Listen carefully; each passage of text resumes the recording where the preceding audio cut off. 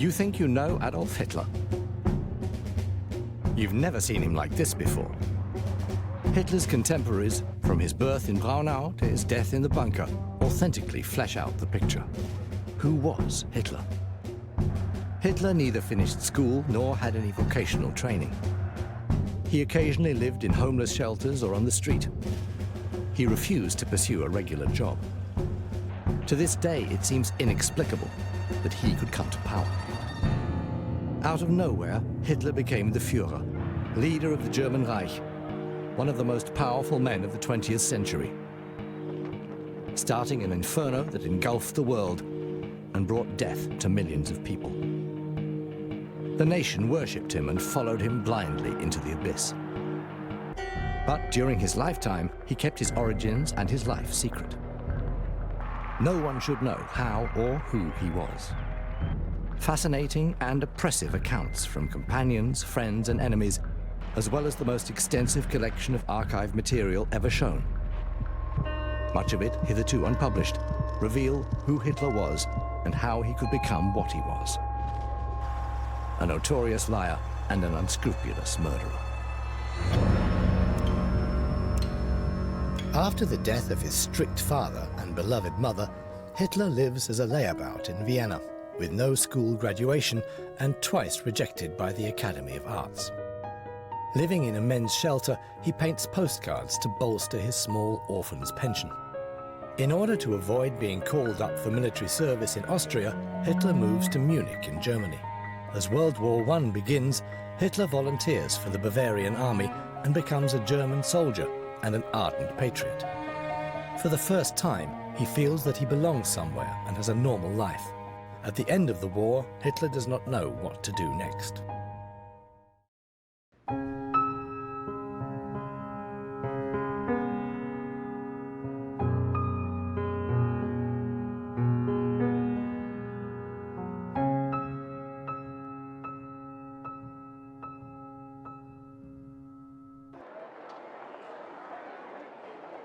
On June the 30th, 1903, the 72-year-old Kaiser Franz Josef I visits Braunau am Inn to celebrate its 700th birthday. In a historical coincidence, this border town to Bavaria of all places is the origin of the oldest film footage shot by an Austrian cinematographer. In the late 80s of the last century, my parents lived in this small town on the Inn, which is Bavarian by blood and Austrian by nationality. Adolf Hitler, Mein Kampf. The worst disaster to strike the town of Braunau occurred on March the 28th, 1874. A violent storm fanned a terrible fire that destroyed 120 buildings. This stroke of fate was a pivotal moment in the history of Braunau. Konrad Meindl, History of Braunau am Inn, 1882.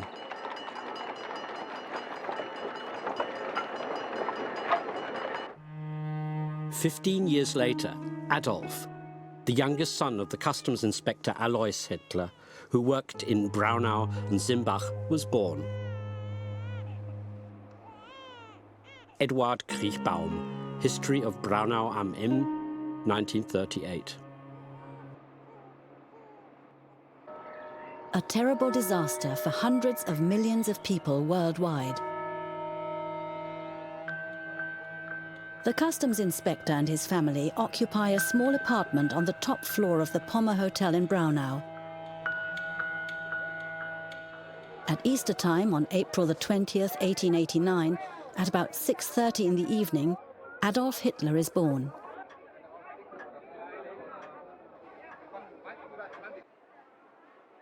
Parish Register, Braunau. Adolphus Hitler, born on April the 20th, 1889, at 6:30 in the evening. Baptized on April the 22nd at 3:15 by Ignaz Probst. To begin with, there is this picture of little Adolf from the year 1889, a few months after his birth. One thing worthy of note in this first picture of Hitler is the close resemblance of Adolf to his mother. August Kubizek, childhood friend of Adolf Hitler. Adolf Hitler is the third of the couple's 6 children. He and his younger sister Paula are the only ones to survive beyond childhood. The mother is 28 years old at the time of the birth. The father is 51. Clara Hitler is related to Alois Hitler. She's her husband's second cousin. Until she became his wife, Alois Hitler called her his cousin without further ado. Even though Clara Pölzl was only a second cousin, the bride and groom needed a church dispensation to marry. August Kubitschek. The history of film as a medium also begins in Hitler's childhood. When Hitler is 3 years old, his father is transferred to a new post and decides to move into an apartment in Passau on the German side of the border. Adolf Hitler lives with his family in Bavaria for 3 years, until 1895. Actually, Hitler didn't speak a typical Austrian dialect. August Kubitschek. In my youth, my German was the dialect spoken in Lower Bavaria. Adolf Hitler, Mein Kampf.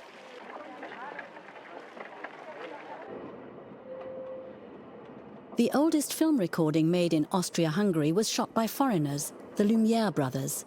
It shows Vienna, the capital of a multinational empire, in the year 1896.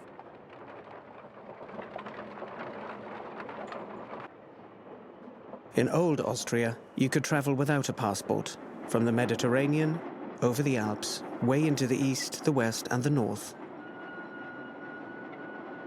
Oskar Kokoschka, painter and writer.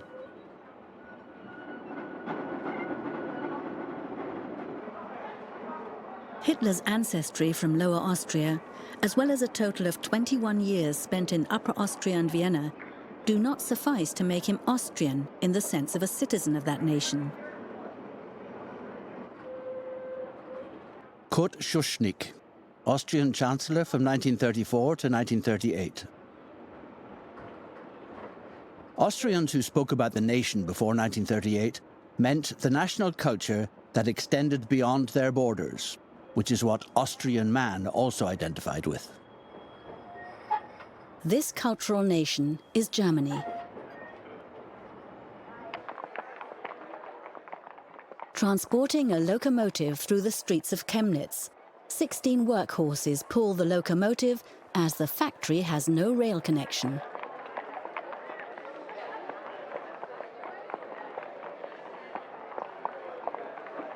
The majority of German-speaking Austrians feel close links to the Germans in Prussia, Saxony, Bavaria, and the smaller federal states already united in a partly industrialized Reich.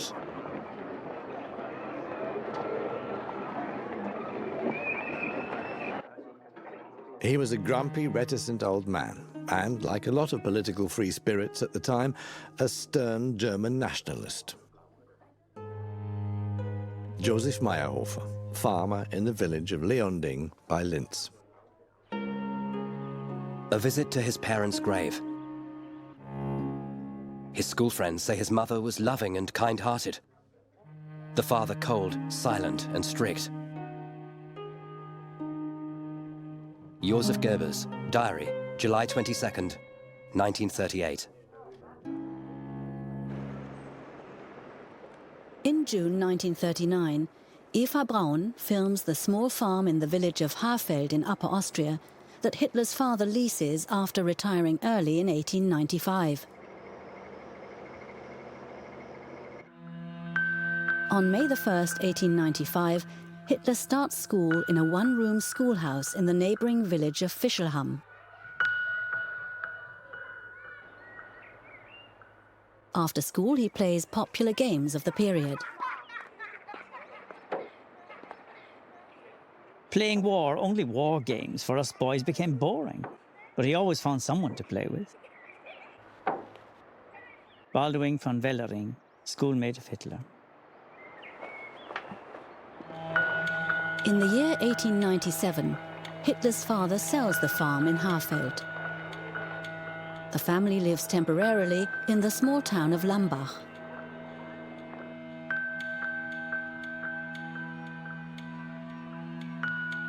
Adolf Hitler's parents bought house number 61 with adjacent plots of land in Leonding on November the 14th, 1898. Their son Adolf had just turned 10 years old. Max Sixtel, Leonding, the Führer's hometown Linz, 1938. I never loved my father, but feared him all the more. Adolf Hitler, Table Talk, recorded by his secretary, Christa Schroeder.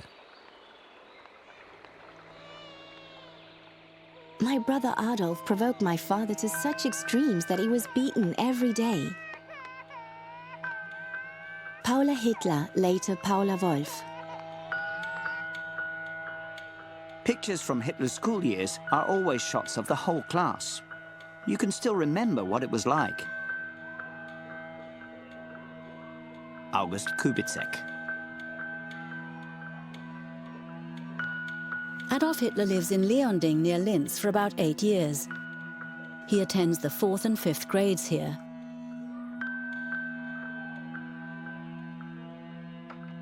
In his stories, his youth played a big part.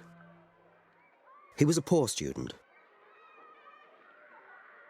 Albert Speer, the Kranzberg Protocol.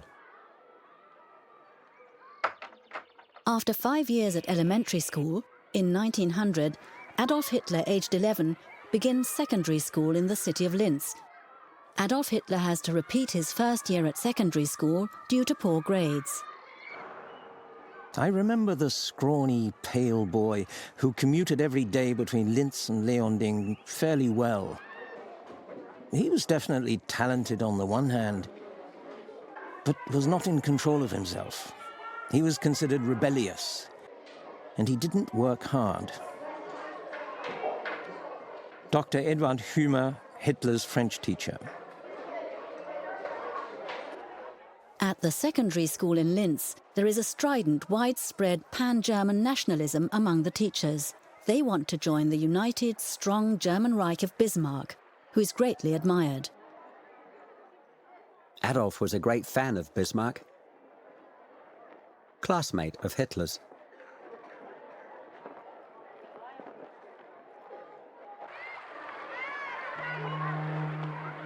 The quiet life enjoyed by the Hitler family on its little patch of land only lasted a few years.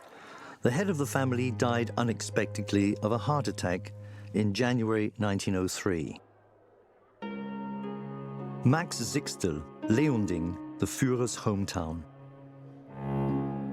Alois Hitler leaves his modest savings to his 4 surviving children, Alois and Angela from the second of his 3 marriages, and Adolf and Paula. This inheritance is to be paid out when they come of age. The quiet cemetery of Leonding was his final resting place. His widow moved to the nearby city of Linz for the better educational opportunities for her children. Max Sixtel.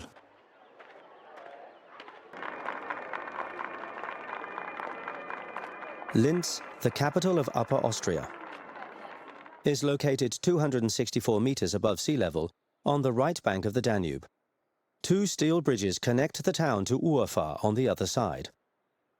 Linz has 58,791 mostly German and Catholic residents. Meyer's Great Encyclopedia, Leipzig, 1908.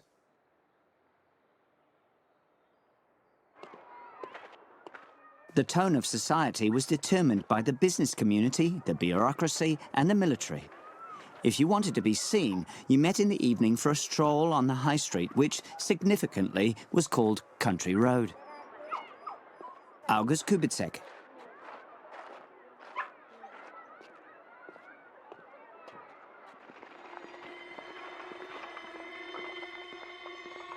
Although this nonsense also exists in other countries, racial ideology, and with it anti-Semitism, had its center of power in Old Austria. In contrast to Vienna, in Western Austria there were hardly any Jews. Karl Zuckmayer, German-Austrian dramatist.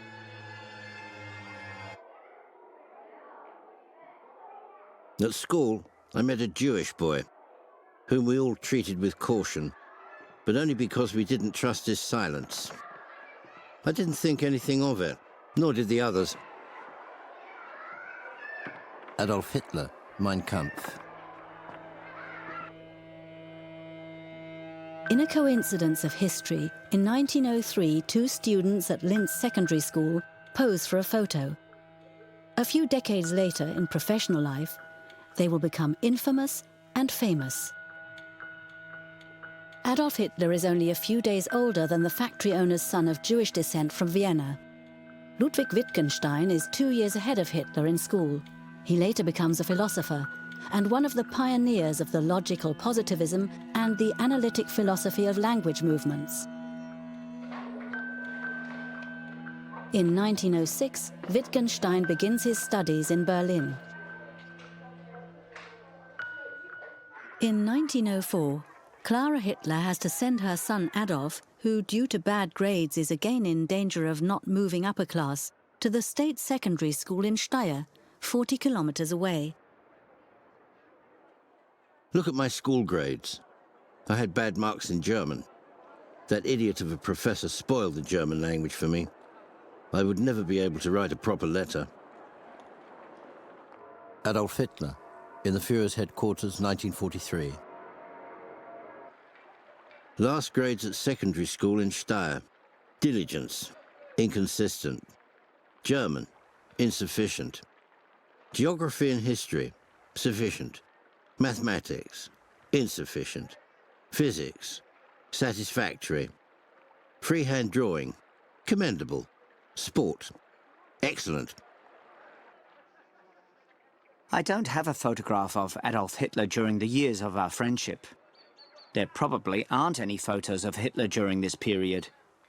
Everything that could be said about images of Hitler as a young man has already been said, were it not for the drawing by a classmate from the 4th grade of the junior high school in Steyr. By chance, this drawing, done in 1905, was preserved. The boy could only draw profiles.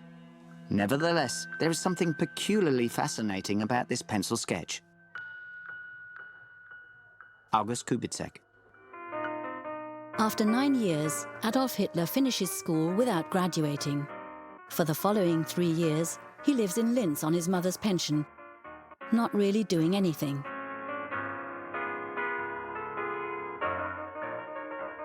All of his relatives considered him worthless, a person who shied away from any gainful employment from the start. August Kubitschek. Clara Hitler lives with her stepdaughter Angela, her son Adolf and her 12-year-old daughter Paula in an apartment in Urfahr on the north bank of the Danube in Linz. Film is the most modern medium of the time, but Adolf Hitler is keen on architecture and opera. Vienna is the world capital of music. In the years when I was growing up, everything in music was fermentation and rebirth, with Gustav Mahler at the center. Vicky Baum, student at the Vienna Academy of Music. Adolf Hitler talks his mother into allowing him to travel to Vienna. He wants to apply for admission to the general painting class at the Academy of Fine Arts. From early in the morning to late at night, I ran from one sightseeing attraction to the next. But the buildings were the only things that fascinated me. All of Ring Street affected me like a spell from the Arabian Nights. Adolf Hitler, Mein Kampf. From 1904 to 1908, I was Adolf Hitler's only friend in Linz, and thereafter in Vienna. August Kubitschek. Postcard to August Kubitschek, May the 7th, 1906. I've arrived safely and am seeing all the sights. Tomorrow I'm going to the opera to see Tristan. The day after tomorrow, the Flying Dutchman, etc. Although I find everything really beautiful here, I miss Linz very much. Greetings from your friend, Adolf Hitler. Hitler, who later, in the opinion of a few art experts, was not entirely untalented, manages to pass the first selection, but is turned down after the second. Adolf Hitler, born in Braunau, Upper Austria, on April the 20th, 1889. German, Catholic, few faces, test drawing unsatisfactory. Classification list of the general painting class. When Adolf Hitler, disappointed by the rejection, returns to his family in Linz after 8 weeks, Clara Hitler is struck down with a serious illness. She's suffering from a swelling. Nowadays, it would be diagnosed as cancer. For several months, Adolf Hitler devotedly takes care of his mother at home. Dr. Bloch, well loved by all, was the Hitler family physician. August Kubitschek. To a great degree, the boy lived in his own world. I have no idea what dreams he dreamt. Dr. Edward Bloch, Jewish physician of the Hitler family. Clara Hitler dies in the night of December the 21st, 1907, surrounded by her family.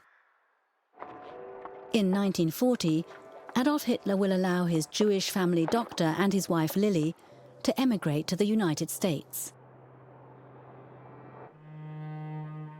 The death of our mother had a great effect on me and Adolf. We were very attached to our mother. When she died, Adolf stopped coming home. Paula Hitler, Adolf Hitler's sister.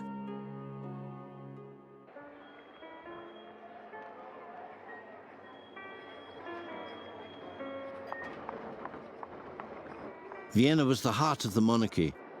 This is where the last life of the sick, old body of the rotting Reich ebbed away. Adolf Hitler, Mein Kampf. Many, like me, dreamed that later in life they would make their home in the imperial city. Mannes Sperber, Austrian-French writer.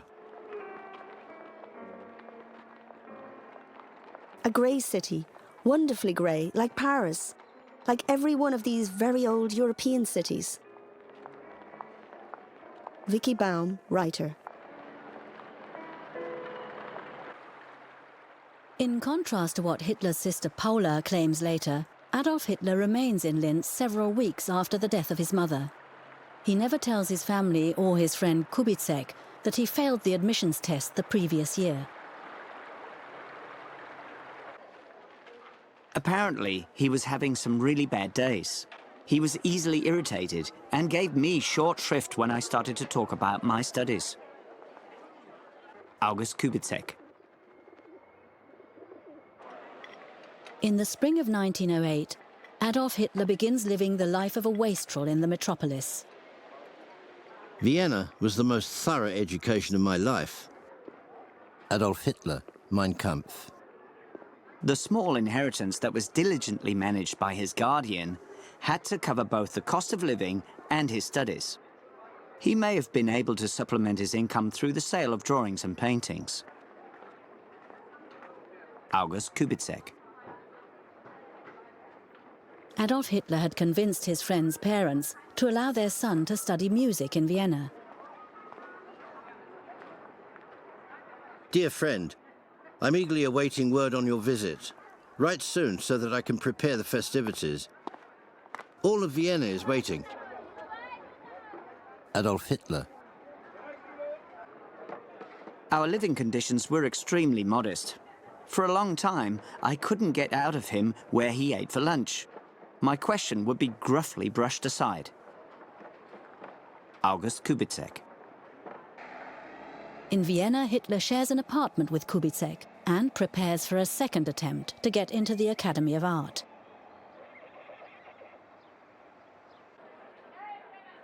The Führer knew the Viennese well. They're a disgusting pack, made up of a mixture of Poles, Czechs, Jews, and Germans. Joseph Goebbels, diary.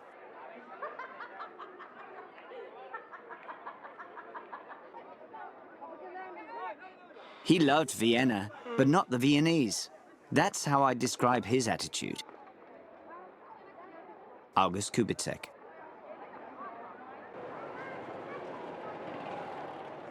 In 1910, there were more than 175,000 practicing Jews living in Vienna. According to the criteria of racial anti-Semitism, which refers solely to ancestry regardless of the practice of religion, the number of Jews is much higher.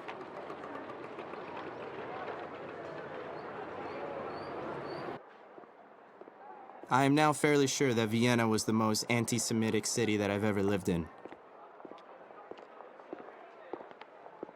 Egon Schwartz, Viennese Jew. Hitler was by no means a Jew hater in those days.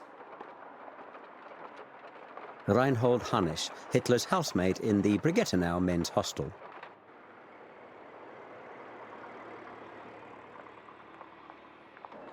At the time, the town's mayor was Dr. Karl Lueger, a lawyer, a passionate German nationalist, a known anti-Semite, and the founder of the Christian Social Party that represented people in German-speaking Austria. Oh, in Vienna there are Jews like sand at the seaside. Everywhere nothing but Jews. Dr. Karl Lueger. Karl Lueger dies on March the 9th, 1910 at the age of 65. His funeral is reportedly the most beautiful such ceremony in Viennese history.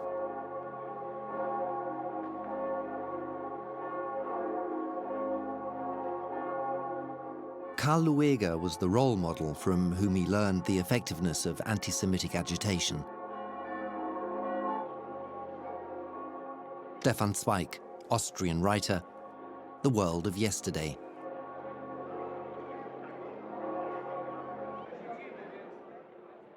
As the huge funeral procession of the deceased mayor moved from the town hall to Ringstrasse, I too found myself among the many hundreds of thousands watching the funeral procession. Adolf Hitler, Mein Kampf. With his catchphrase, "We have to help the little man," Karl Lueger captivated the entire lower class and the frustrated middle class with it. The same social classes that Adolf Hitler later assembled around him. Stefan Zweig.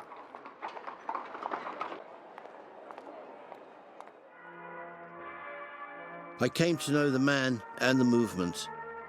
I see in the man today, more than ever before, the most powerful German mayor of all time. Adolf Hitler, Mein Kampf. As Hitler watches the funeral, many months have passed since his last contact with his friend Kubitschek.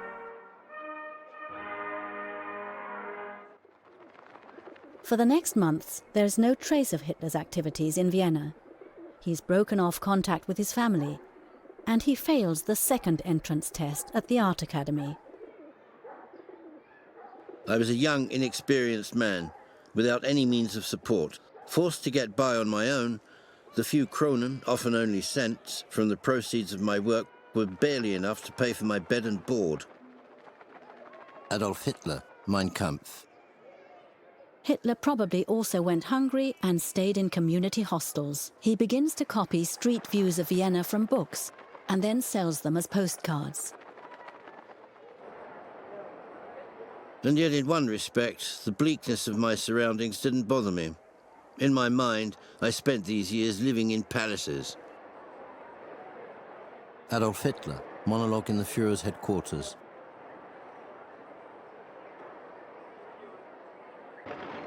In London, a member of parliament who was raised in a palace is concerned about the fulfillment of his dream. He expresses this in a letter. Do you know, I would greatly like to have some practice in the handling of large forces. I'm sure I have the root of the matter in me, but never, I fear, in this state of existence, will it have a chance of flowering in bright red bloom. Winston Churchill. Hitler's share of his father's inheritance is paid out on April the 20th, 1913, his 24th birthday. Hitler met Rudolf Häusler in a men's hostel. With him, he wants to move to the German city of Munich.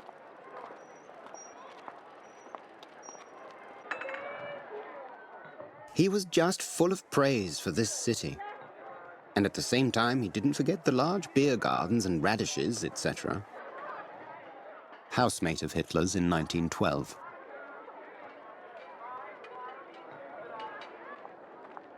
The main reason for leaving Austria is probably that the later Commander-in-Chief Adolf Hitler wants to get out of doing military service.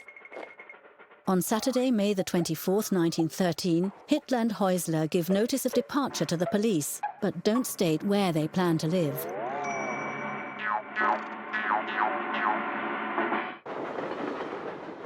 I had arrived in this town as a boy and departed as a quiet and serious man. Adolf Hitler, Mein Kampf. These are the years just before the outbreak of the First World War.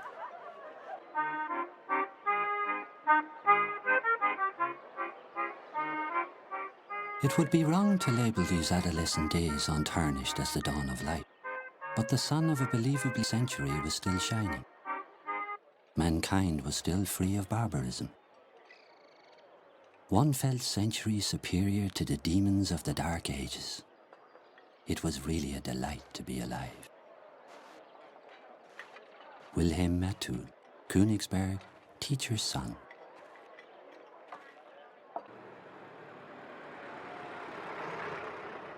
It was a beautiful Sunday afternoon in spring. Someone knocked on the door and I answered it. It was a young man wanting to see the room we were renting. I showed it to him and we reached an agreement. Frau Anna Popp, landlady.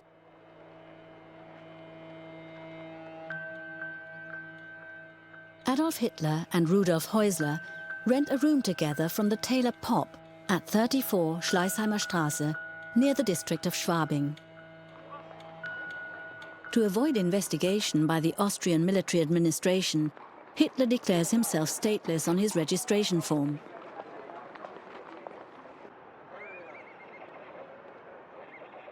Life in Munich was diverse, colourful and energetic, with rich opportunities for employment, activity and fun. It was a luxurious life. You lived cheaply and comfortably. Eugen Kalkschmidt, bookseller, memoirs. Schwabing was full of eccentric people. All Munich learned to tolerate and enjoy the oddity of their existence. Erich Mühsam, German Jewish publicist.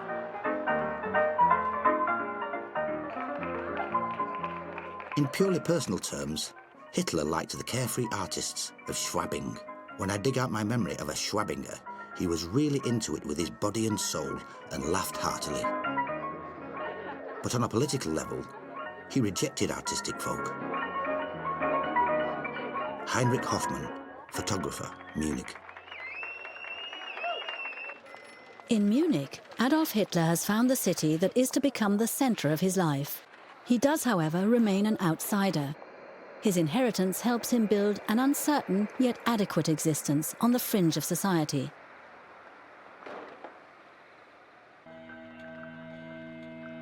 In 1913, a young man came into the shop and offered me an aquarelle of the Munich residential palace. I liked the painting and I bought several pictures from the young Hitler. As I recall, I paid him 15 to 20 marks for a painting, depending on its execution. Otto Paul Kerber, goldsmith and gem cutter. Usually around 4:30 in the afternoon, Hitler came into the bakery and always bought the same thing. A slice of braided sweet white bread for 5 pfennigs. Then he went across the street to Dairyman Huber and bought half a litre of milk. That was his dinner. Franz Heilmann, baker, Munich.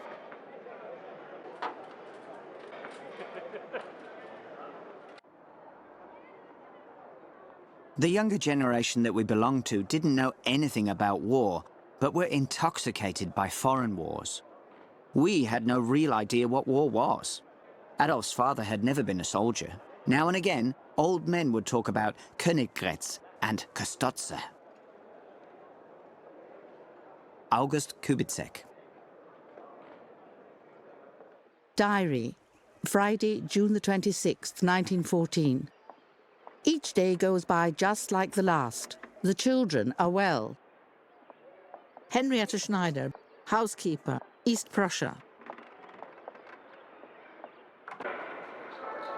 Diary, Monday, June the 29th, 1914. Archduke Franz Ferdinand, the heir apparent to the Austrian throne, has been killed along with his wife. The scum of moral turpitude. Henrietta Schneider. The incident triggers a war in the Balkans that grows to become a world war.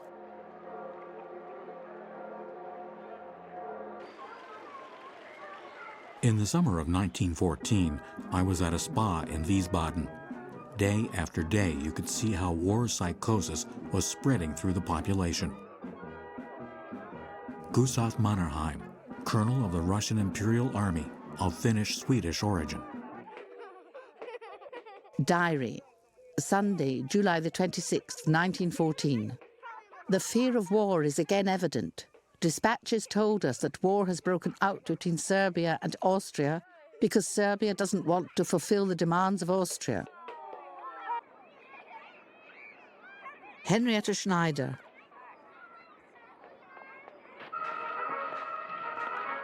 Letter, July the 30th, 1914. Cat, dear, it is all up. Germany has quenched the last hopes of peace by declaring war on Russia, and the declaration against France is momentarily expected. The world is gone mad, and we must look after ourselves and our friends. Sweet cat, my tender love, kiss the kittens. Winston Churchill, First Lord of the Admiralty, to his wife Clementine. Diary, August the 2nd, 1914. Germany has declared war on Russia. Swimming classes in the afternoon. Franz Kafka, Prague, insurance clerk. For me, those hours were a release from the annoying emotions of youth. I'm not ashamed to say today that I was overwhelmed with enthusiasm, fell to my knees and thanked the heavens with all my heart that they had given me the good fortune to live in this era. Adolf Hitler, Mein Kampf. The German Reich has an imperial fleet, but no army of its own. 21 of the 24 German federal states send their recruits to Prussian regiments. The kingdoms of Bavaria, Saxony, and Württemberg deploy their own armies. The Austrian citizen Hitler, unwilling to do military service there, will join the Royal Bavarian Army, although this is actually only permitted to citizens of the German Reich. On August 2nd, 1914, the day after Germany declares war on Russia, there is a big patriotic rally on Odeonsplatz in front of the Feldherrn Hall.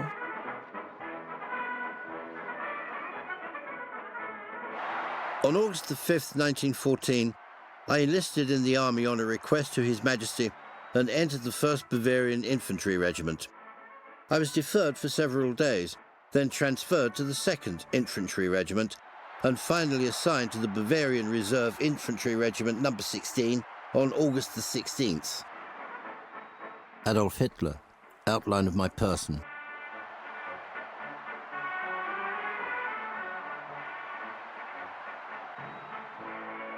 Heinrich Hoffmann photographs the ceremony. Years later, in an enlargement, he discovers a face among the masses, which is presumably Hitler's.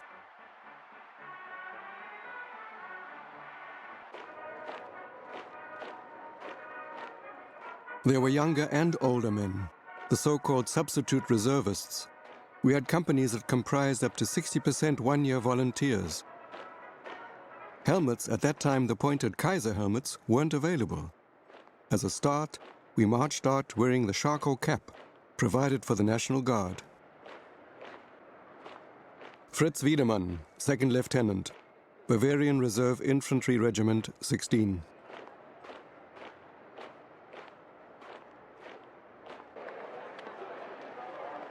The regiment is named the List Regiment, after its first commander, Colonel Julius List. For the first time in his life, Adolf Hitler wears a uniform.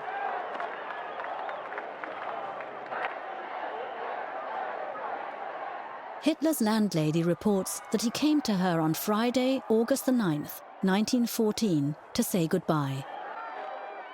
He took my husband by the hand and said, "If I die, would you please write to my sister? Maybe she'd like to have my few possessions. If not, you can keep them. I'm sorry if I've caused you any difficulties." He shook my hand as well as I stood there crying. We were all so fond of him. Anna Popp, landlady to Adolf Hitler in Munich.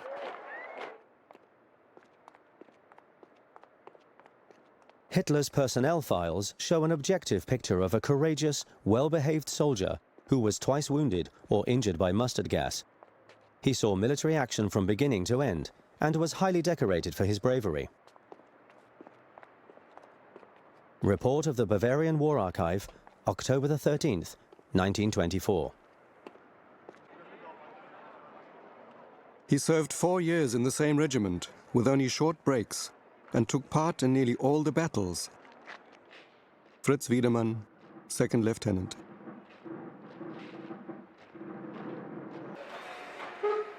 In the early morning hours of October the 21st, 1914, Hitler's regiment sets out from Munich station in a westerly direction. Later in the year 1924, Adolf Hitler reads a draft of his book Mein Kampf to Rudolf Hess, his cellmate in Lansburg prison. He talks about deployment and the ride along the Rhine. The train with the young volunteer regiment winds its way past the Niederwald Memorial. The song The Watch on the Rhine resonates from the lips of the boys. Rudolf Hess, letter to Ilse Pröll. On the morning of October the 23rd, the regiment crosses the Belgian border and by the evening reaches the northern French town of Lille. From a distance, we heard the monotonous sound of our heavy mortars. We dismounted and lounged around the rifle pyramids. Shortly before midnight, we finally marched into the town itself. Adolf Hitler, Mein Kampf.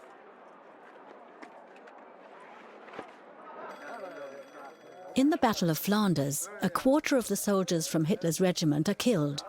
If Hitler had spent the final 4 years of the war in the trenches, the chances of his survival would have been very low.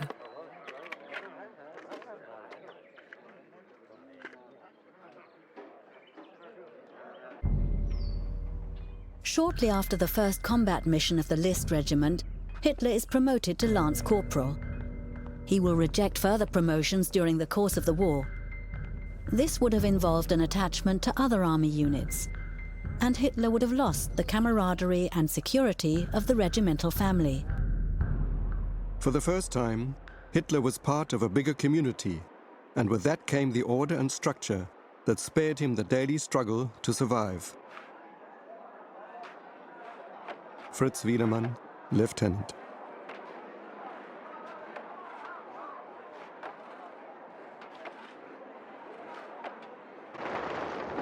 As of November the 9th, Hitler is deployed as a dispatch runner and assigned to the regimental staff.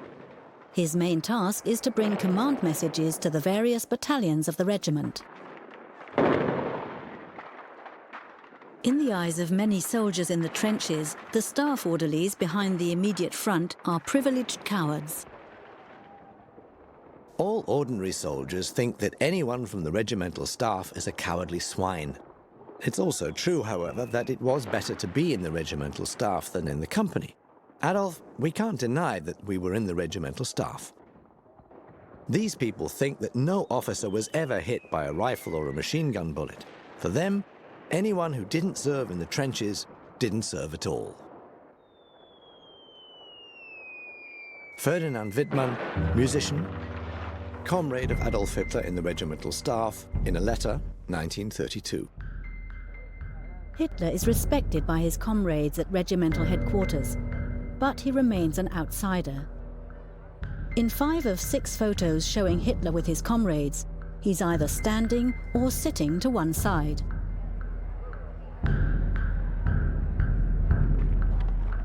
Diary, July the 7th, 1916. The English are also advancing, but the Germans are positioned well in front of Verdun. Hoyer's terrible letter. His best friend is seriously wounded. Both arms torn off. Many others are dead. He writes that if he still had a mother, he would ask her to pray for him. Kita Kollwitz, painter and sculptress.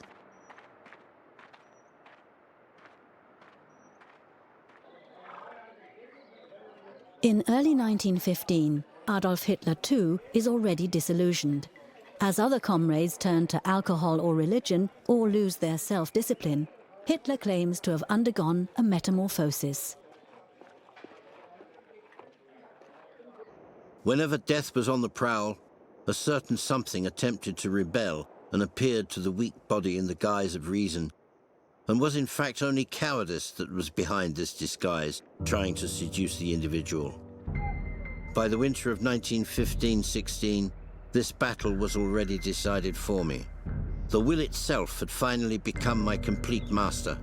Now fate could put me to the test without me losing my nerves. A young war volunteer had become an old soldier. Adolf Hitler, Mein Kampf. On October the 2nd, 1916, the regimental staff at Le Bac takes over a house with a fortified shelter. You could hardly sit down. You tripped over comrades' legs. The air was thick and damp, almost suffocating. Balthasar Brandmeier, dispatch runner. Hitler is wounded in the left thigh by British artillery shrapnel on October the 5th, 1916.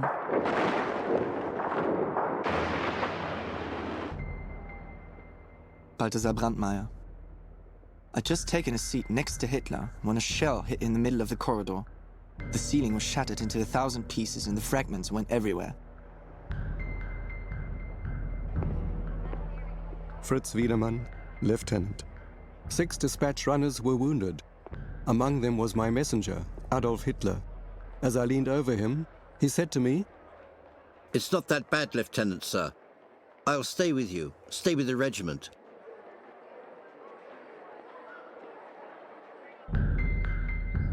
Four days later, Hitler is taken to the Red Cross Hospital in Belitz, south of Berlin. By March the 1st, 1917, he's back running dispatches in the regimental staff. In the following months, he participates in combat activities.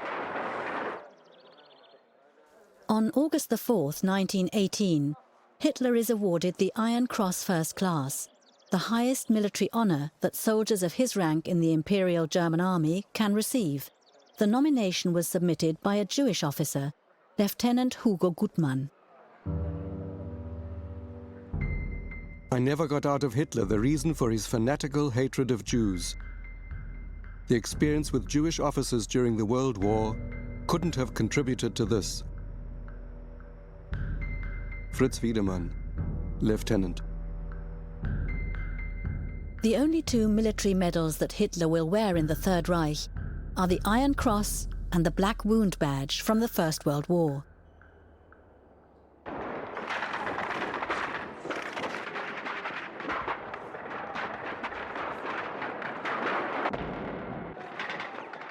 The Western Front collapses on August the 8th, 1918. As a result, General Ludendorff declares to Kaiser Wilhelm II on September the 29th that a military catastrophe is unavoidable. He asks the Kaiser to request a ceasefire with the Allies within 24 hours. An abrupt change in the posture of the Supreme Army Command from pretended confidence in victory to an admission of defeat.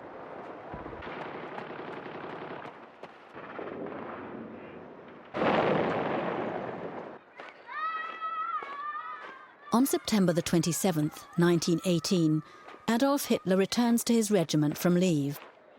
The day after, a British attack forces the regiment to abandon its position. In the night of October the 13th, Hitler's war service ends in a heavy British barrage. The English pester the position, especially with gas, which leads to deplorable losses, including a large part of the regiment staff. History of the regiment, Munich, 1932. Mustard gas was used. On a hill south of the city of Vervik, on October the 13th, we came under several hours of artillery fire with gas shells. Already around midnight, some of us dropped out, including some comrades permanently. In the morning, I too experienced pain that grew stronger every 15 minutes. And at 7 o'clock, I staggered and stumbled back with burning eyes, taking my last message of the war with me.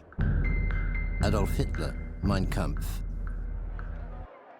After treatment in a mobile army hospital, Adolf Hitler is transported to the Prussian Reserve Hospital in Pasewalk, Western Pomerania. He's been on the front for 42 of the 51 months of the war. Hitler remains in Pasewalk for 28 days, during which the world changes.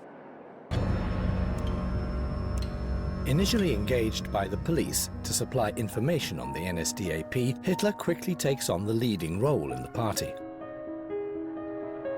He recognizes that he has talent as a public speaker, and his skills in art and architecture enable him to lay out a modern image of the party. He designs the swastika flag.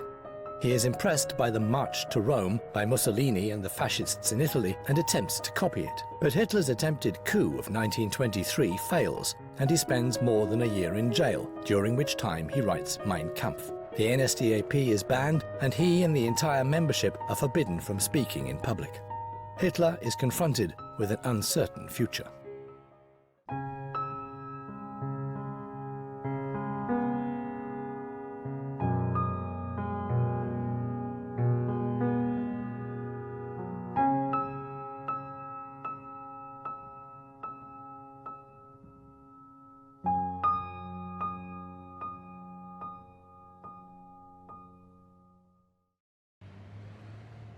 It was not just young people marching up and down the streets. There were many who could not get over the defeat.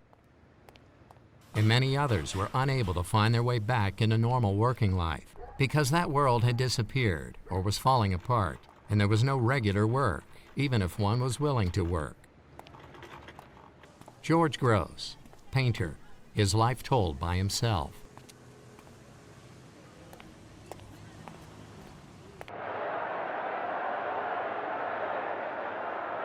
In the military hospital in Pasewalk, Adolf Hitler and the other patients learn that a revolution has taken place, the monarchy abdicated, and a ceasefire been concluded. Diary, Spa, November the 3rd, 1918. Bavaria has been declared a republic. Hinter announces that the Reichstag, except for the conservatives, demands the abdication of the Kaiser. His Majesty sharply refuses. Diary, Spa, November the 7th, 1918. We are now experiencing the blooming of Bolshevism in Germany. The Kaiser can now only sleep with the help of pills. Sigurd von Ilsermann, adjutant to Kaiser Wilhelm II. Diary, Berlin, November the 9th, 1918. The Kaiser has abdicated. The revolution has triumphed in Berlin. Harry Graf Kessler, publicist and diplomat.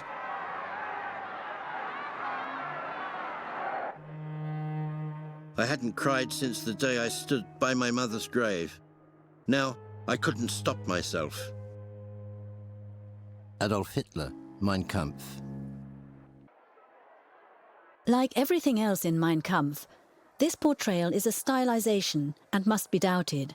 We don't know whether it was Hitler's will or merely coincidence that influenced his future course from then on. But from that point on, I decided to become a politician. Adolf Hitler, Mein Kampf. Revolution breaks out in Munich on November the 7th, 1918, before the unrest reaches Berlin. The following day, the journalist and author Kurt Eisner, a left-wing member of the Social Democrats, proclaims a republic in Munich. The Wittelsbach dynasty has been deposed. From now on, Bavaria is a free state. Kurt Eisner, Proclamation, November the 8th, 1918. Instituted by workers and soldiers, a government of right and left-wing social democrats led by Kurt Eisner governed Munich and Bavaria for 100 days. Some members of his government are keen on introducing worker and peasant councils.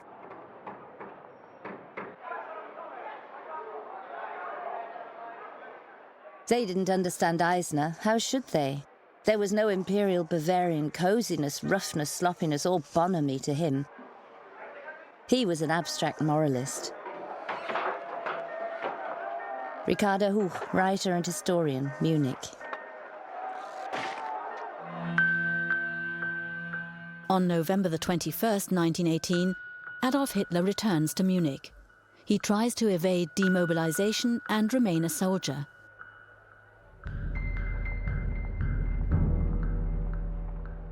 As a Jew, Eisner is exposed to relentless anti-Semitic attacks from the very start.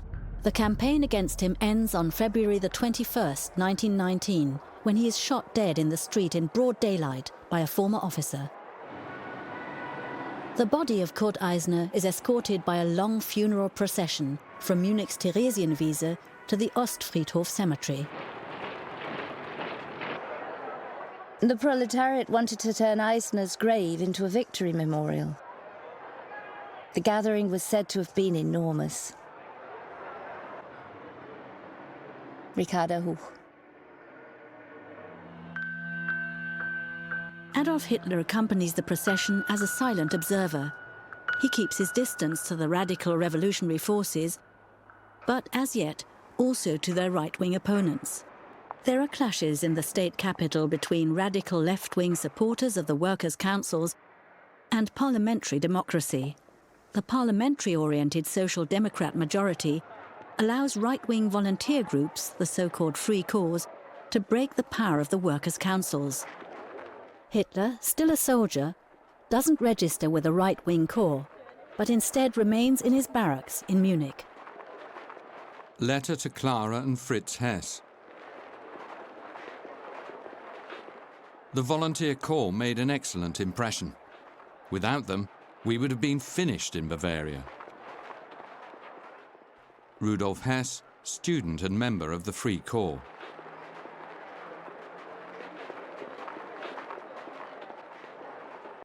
All we knew was that one wind was blowing in from the east and another from the west, and that the storm was blowing all around the earth. But the capital of our new German Republic was also like a bubbling cauldron. You could not see who was heating the cauldron. You just saw him boiling cheerfully and felt the ever-increasing heat. All were hated: the Jews, the capitalists, the landowners, the communists, the military, the homeowners, the workers, the unemployed, the Black Reichswehr, the control commissions, the politicians, the department stores, and, once again, the Jews. It was an orgy of hate speech, and the Republic was weak, barely perceptible. That had to end in a terrible crash. George Gross. In German society, there are distinct social environments, above all the broad-based but politically divided workers' movement. The legacy of the Social Democratic Babel Party was great, with all their organizations, from the cradle to the grave, and belief in the future, which allowed one to forget the gloom of the present. Willy Brandt, born as Herbert Frahm in Lübeck, Memoirs.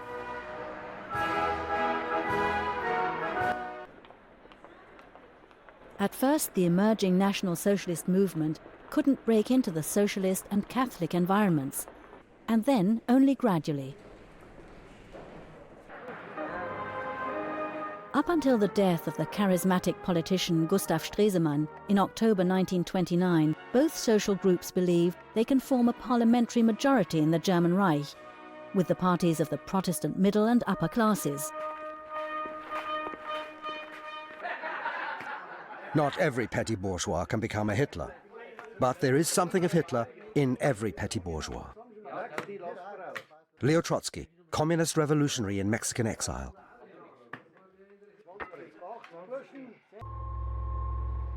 Adolf Hitler's entry into politics has historical significance.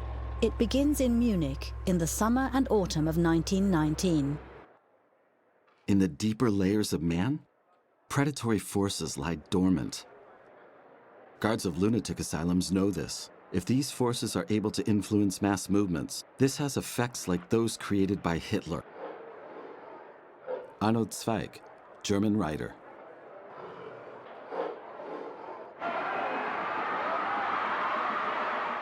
Postcard to Clara and Fritz Hess. The one thing that keeps me going is the hope of revenge, even though it is still very far away. Rudolf Hess.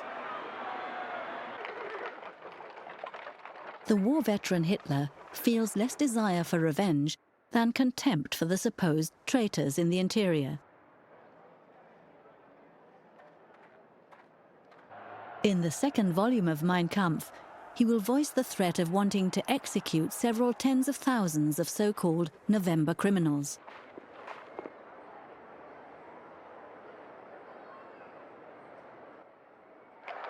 The Reichswehr was created out of the armies of Imperial Prussia, Bavaria, Saxony and Württemberg. The Bavarian army becomes a melting pot for anti-republican forces. During this period, Hitler grows more radical. He is under the influence of army officers like Karl Mayr, the head of the intelligence battalion.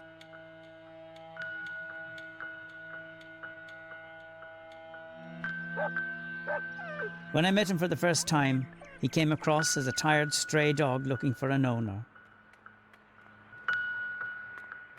Karl Mayr, captain of the Reichswehr. Karl Mayr also finances patriotic parties, like the Deutsche Arbeiterpartei, the German Workers' Party, which is founded in Munich on January the 5th, 1919, mainly by a group of railwaymen.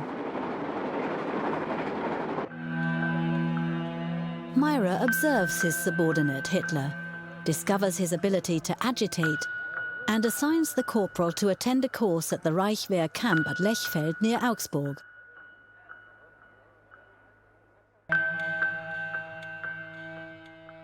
Karl Alexander von Müller, National Conservative Historian, Memoirs. At the end of my lecture, a small group came over. They seemed captivated by a man in their midst who spoke to them without interruption, in a strange guttural voice and with growing passion. One day, I had the opportunity to talk to a large audience, and what I had always instinctively felt without knowing it turned out to be true. I could speak in public. Adolf Hitler, Mein Kampf. Herr Hitler is, I might say, a born people's orator who, through his fanaticism and his popular presence in the gathering, compels his audience to listen and think. A soldier, camp at Lechfeld.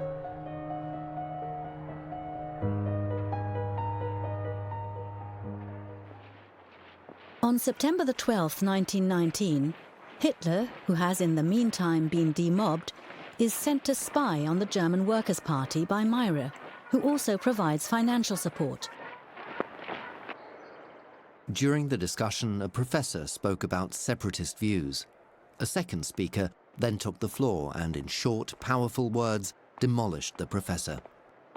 It was Adolf Hitler. Michael Lotter, secretary of the German Workers' Party. In the second half of September 1919, Hitler joins the German Workers' Party and participates regularly in its meetings. German Workers' Party, Munich chapter. We hereby request your presence at an assembly at the guest house, German Reich, on Wednesday, December the 10th, 1919 at 7 p.m. Speaker, Herr Hitler, on Germany in its deepest humiliation. The hall is heated. Josef Mayr, First Secretary. Among the various right-wing radical organizations, the NSDAP was by no means the strongest, but it was the most active and cohesive group. Its significance is solely the result of the effect of Hitler as a speaker. Ernst Hanfstaengl, born 1887, son of a publisher, acquaintance of Adolf Hitler from 1920.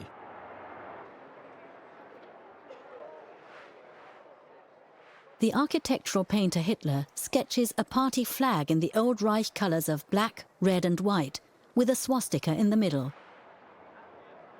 This is a popular symbol in nationalist circles. The swastika as a symbol of the work, the white as a sign of our national attitude, and the red as a sign of our true social thought. In the cross, however, there must be a deeper meaning, namely the spirit which signifies labour in this world, the spirit of the idealism of Aryanism, and not the spirit of the Jew.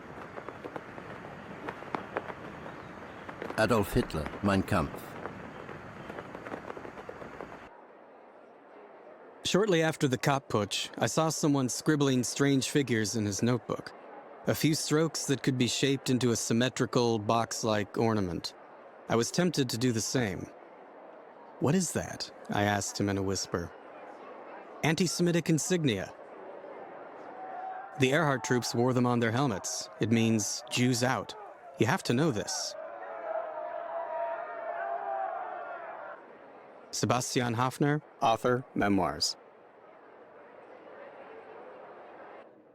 The swastika is found on prehistoric vessels and devices and is a Buddhist religious symbol in India.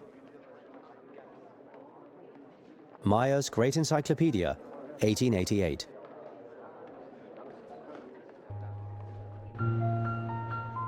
On February the 24th, 1920, Hitler speaks for the first time in front of more than 1,000 people at the Hofbräuhaus. He also presents the party's 25-point program, which is formally valid for a quarter of a century until the demise of the NSDAP. First, we demand the unification of all Germans in a greater Germany based on the right of self-determination of the people. Second, we demand equal rights for the German people in respect to other nations and the abrogation of the peace treaties of Versailles and Saint-Germain. Third, we demand land and territory for the sustenance of our people and settlement of our surplus population. Fourth, only a national comrade can be a citizen. Only those of German blood can be national comrades, regardless of creed. Consequently, no Jew can be a national comrade. A few days later, they changed their name from the German Workers' Party to the National Socialist German Workers' Party, or NSDAP. That Hitler is staunchly anti-Semitic is made undoubtedly clear in his later acts. When and perhaps why he became so radically anti-Semitic is still unclear. His own statements on this, including the description in Mein Kampf of an experience in Vienna, are, like many others, invented because they do not fit with his behavior between 1909 and 1919.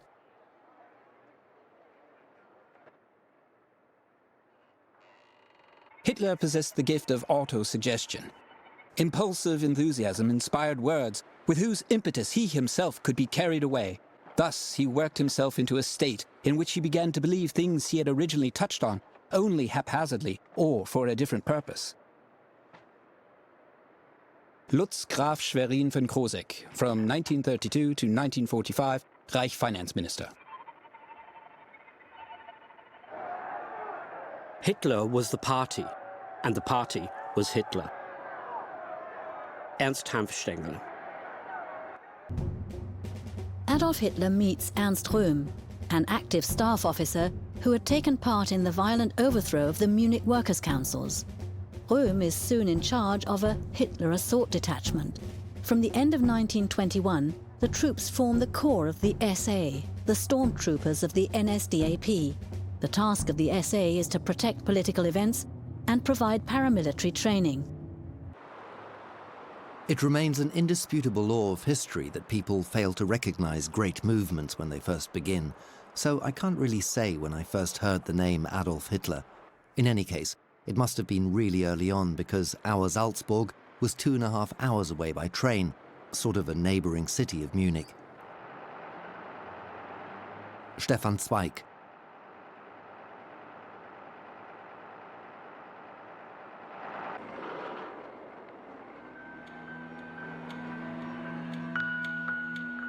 I heard about Hitler for the first time in the year 1920. I read several essays by him, which I very much admired. They were completely to my taste. My interest in Hitler was awakened.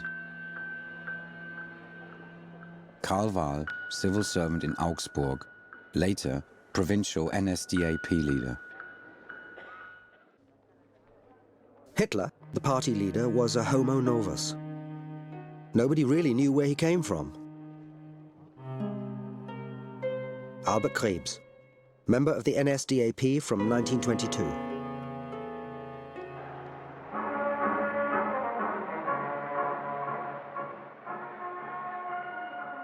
Hitler is unmarried and has no friends. He has no assets, and he doesn't take any income from the party. Investigative Division 4A, Munich Police.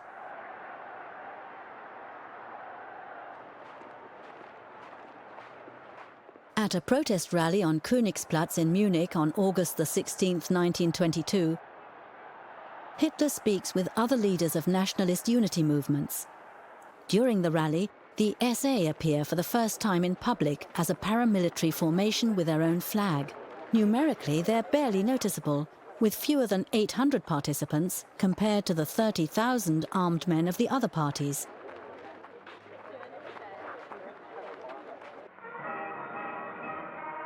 Because right now, here in Munich, a movement is starting so strong that all young, powerful, and healthy forces are attracted to it. It is the National Socialist German Workers' Party. To make it absolutely clear, we're anti-Semites.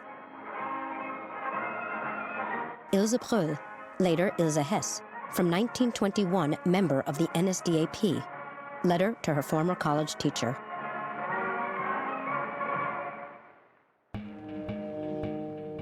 Diary, October the 29th, 1922. In Italy, the fascists have seized power via a coup. If they keep it up, this is a historical event that could have incalculable consequences for the whole of Europe. Harry Graf Kessler.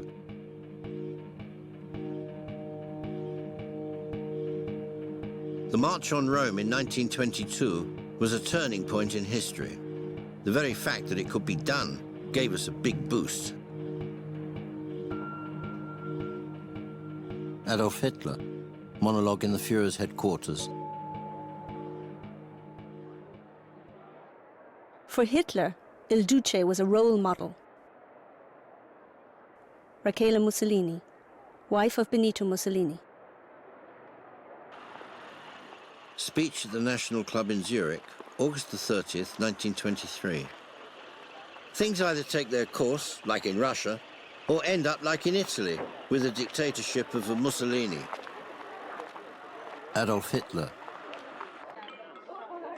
I heard Hitler's name for the first time in a pub on Alexanderplatz in Berlin. A customer was talking about the Bavarians.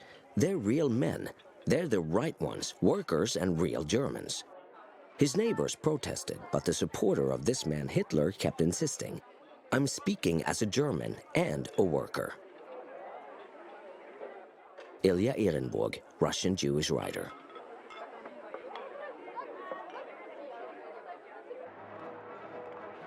Actually, the seeds were already sown in 1923.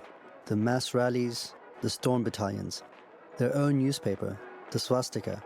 Apart from Himmler and Goebbels, the core of the coming leadership of the party. Karl Alexander von Müller, acquaintance of Hitler.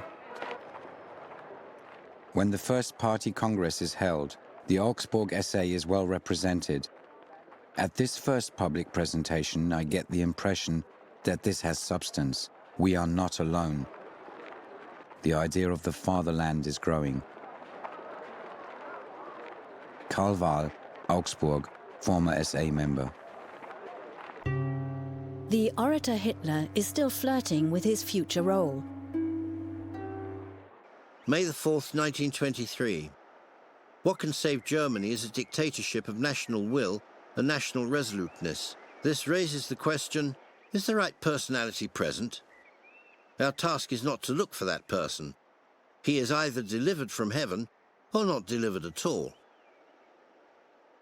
Adolf Hitler. On April the 23rd, 1923, Adolf Hitler climbs up the Obersalzberg for the first time to visit the author Dietrich Eckart. He spends the night in the Moritz guest house. The owners of the guest house are supporters of the movement. Letter to Clara and Fritz Hess, July the 15th, 1923. Fortunately, Hitler is now often in the mountains recuperating. It's really unusual to suddenly see him in lederhosen with exposed knees and in shirt sleeves. Rudolf Hess.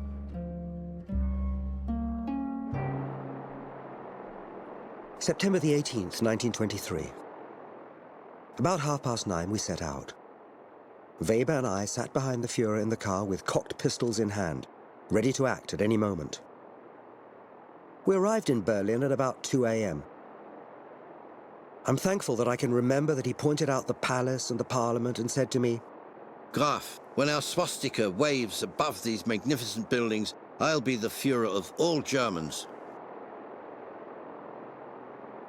Ulrich Graf, Adolf Hitler's first bodyguard. My belief in Germanism had not wavered for a single moment. But my hope, I confess, had reached a low ebb. With a single blow, you have transformed the state of my soul.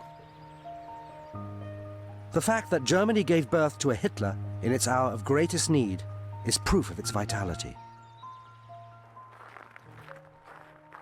Houston Stuart Chamberlain, British racial theorist. Letter to Adolf Hitler, October the 7th, 1923. The German economy collapses. In August 1923, hyperinflation sets in. Everything is getting worse. Famine. A loaf of bread, 140 billion. Then reduced again to 80 billion. Famine, famine everywhere. Käthe Kollwitz.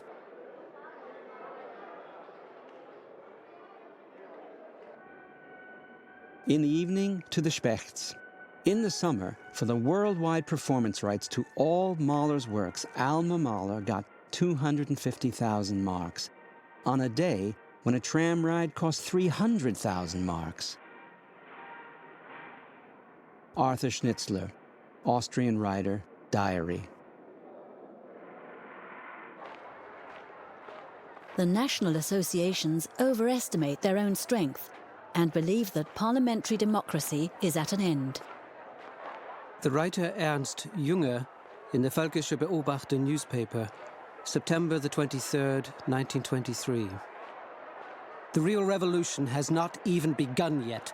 It is marching forward, unstoppable. Its banner is the swastika. It will replace words with deeds, ink with blood, the pen with the sword. Interview with the Daily Mail newspaper, October the 2nd, 1923. If a Mussolini were to appear in Germany, then the people would fall on their knees and worship him more than Mussolini has ever been worshipped. Adolf Hitler. A large revolt from the right in Bavaria with Ludendorff at its head. Henriette Schneider, housekeeper, East Prussia. Report of the regional government of Upper Bavaria, Munich, November the 9th, 1923. The day before yesterday, Hitler promised General von Lossow and Colonel von Seisser personally that he would not undertake anything. The answer to this word of honor was given last night when, with pistol in hand, Hitler extorted a declaration in favor of a national dictatorship from General State Commissioner von Kahr. General von Lossow, and Colonel von Seisser. At the same time, the ministers present were taken into custody by Hitler's people.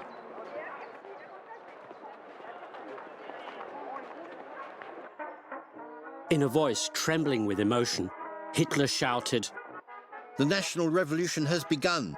The Bavarian government is deposed. A provisional government will be formed. Please stay calm, otherwise I'll put a machine gun in the gallery." Ernst Hanfstengel. Remain calm and level-headed. You've all got your beer. Hermann Göring, former captain, SA leader.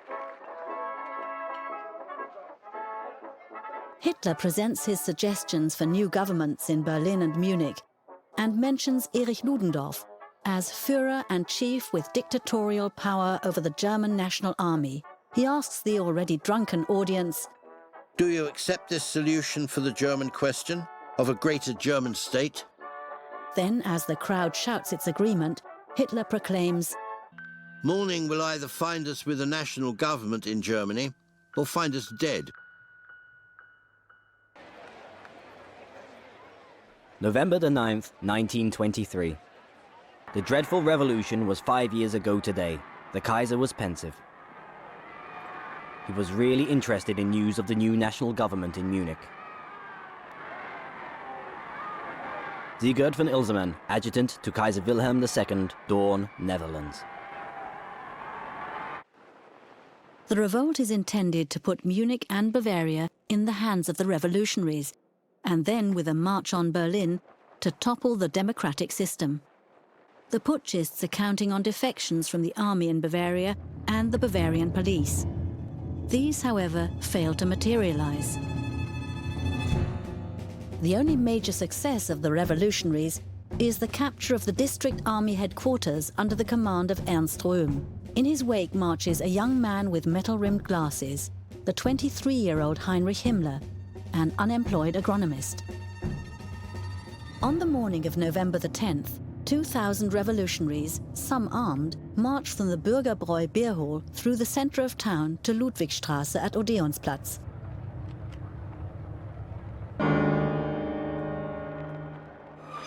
Ten years later, Munich, November the 9th, 1933.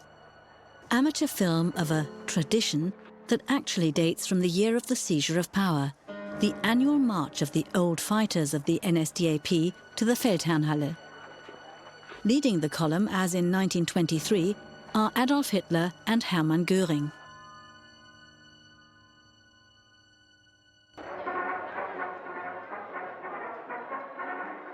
Report of the local station to Federal State Police Command.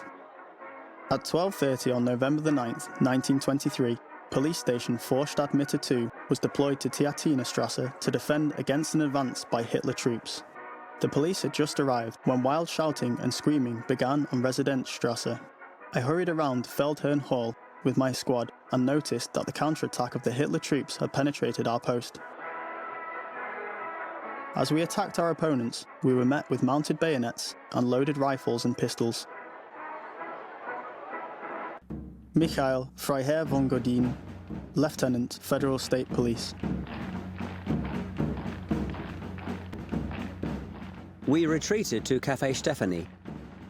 People soon came in and said there had been a skirmish on the Odeonsplatz, and the enormous crowd of Hitler men turned and ran away from the state police. Oskar Maria Graf, writer from my life.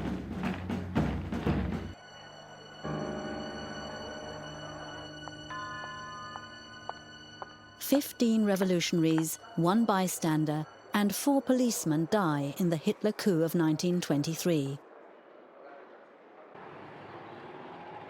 The Munich Putsch marks the definite end for Hitler and his National Socialist followers. New York Times, November 1923.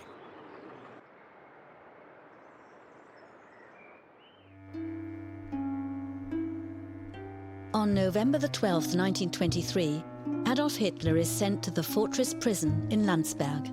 He is given cell number 7. The leaders of the putsch are put on trial for high treason in the main lecture theatre of the Central War School on February the 26th, 1924.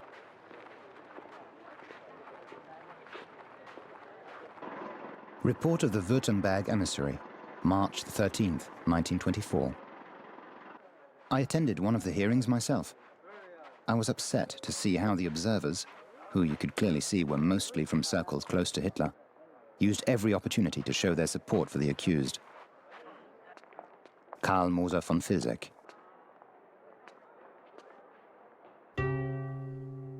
Evidence from witnesses and discussions last 25 days. On March the 27th, 1924, the accused give their final statements. Letter to Clara and Fritz Hess. Hitler's final statement enclosed. It is one of the best, most powerful speeches that he has ever given. Even those in the courtroom who weren't particularly friendly to Hitler were deeply moved. Rudolf Hess.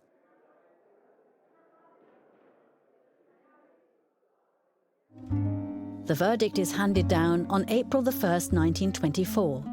All of the accused, with the exception of Ludendorff, are found guilty. Later, in dinner conversation, Hitler repeatedly made fun of the Bavarian government for putting him into Lansburg prison and then setting him free, instead of executing him. He left no doubt that he would have done the opposite and taken drastic measures. Fritz Wiedemann, war comrade of Hitler. Adolf Hitler is sentenced to a minimum of 5 years in prison and ordered to pay a fine of 200 gold marks. In his 13 months in Landsberg prison, Adolf Hitler begins the transcript of his manifesto Mein Kampf that portrays his alleged journey through life and development as a politician and sets out his worldview. Hans Frank, lawyer, participant in the Putsch. He once told me over dinner that in prison he read whatever he could get hold of: Nietzsche, Chamberlain, Ranke, Treitschke, Marx and others.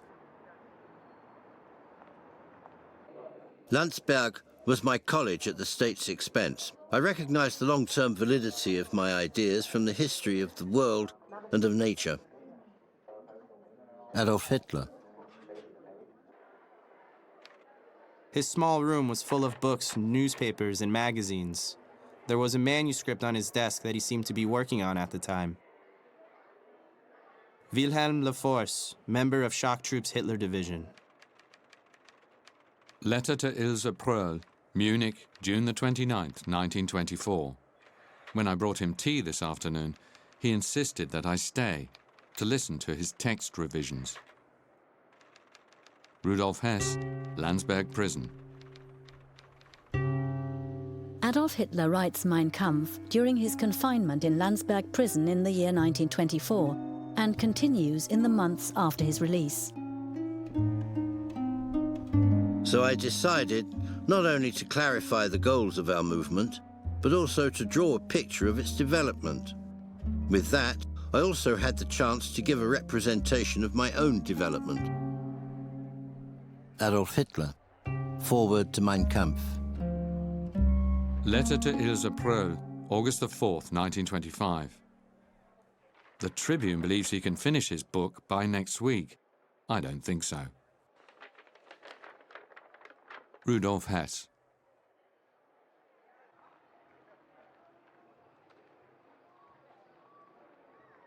The biographical parts of his book are to a great extent exaggerated and unverified. However, his political goals are deadly serious. His view of the world is voluntaristic. He sees it as he wants to see it. Hitler's political gospel is derived from a primitive Darwinian idea of a struggle for existence. It reflects the permanent fight for survival of all against all, transferred from nature to human society. This struggle is a selection process in which so-called high-quality races have a better chance of survival, At its head is supposedly a white person of the Nordic race of Aryans that Hitler glorifies as the founders of culture. Like most anti-Semites before him, Hitler believes in a Jewish race, disguised as a religious community. He sees Jews in history as being parasites in the bodies of other nations and as contaminators of the blood of the Aryan race.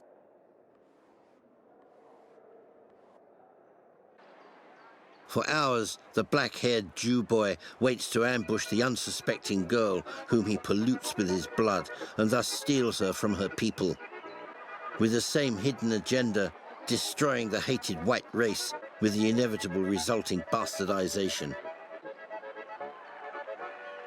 Adolf Hitler, Mein Kampf. Hitler develops the caricature of an alleged Jewish conspiracy that has as its goal the extermination of all Aryans. This paranoid hidden conspiracy theory alleges that international Jewry devised Bolshevism and global capitalism in order to destroy the Aryan race. In another chapter, Hitler drafts plans for territorial living space for his Aryan German nation. The concern about a people without space is out of date in the already broadly industrialized society of the German Reich. In nationalist circles, however, it is still popular.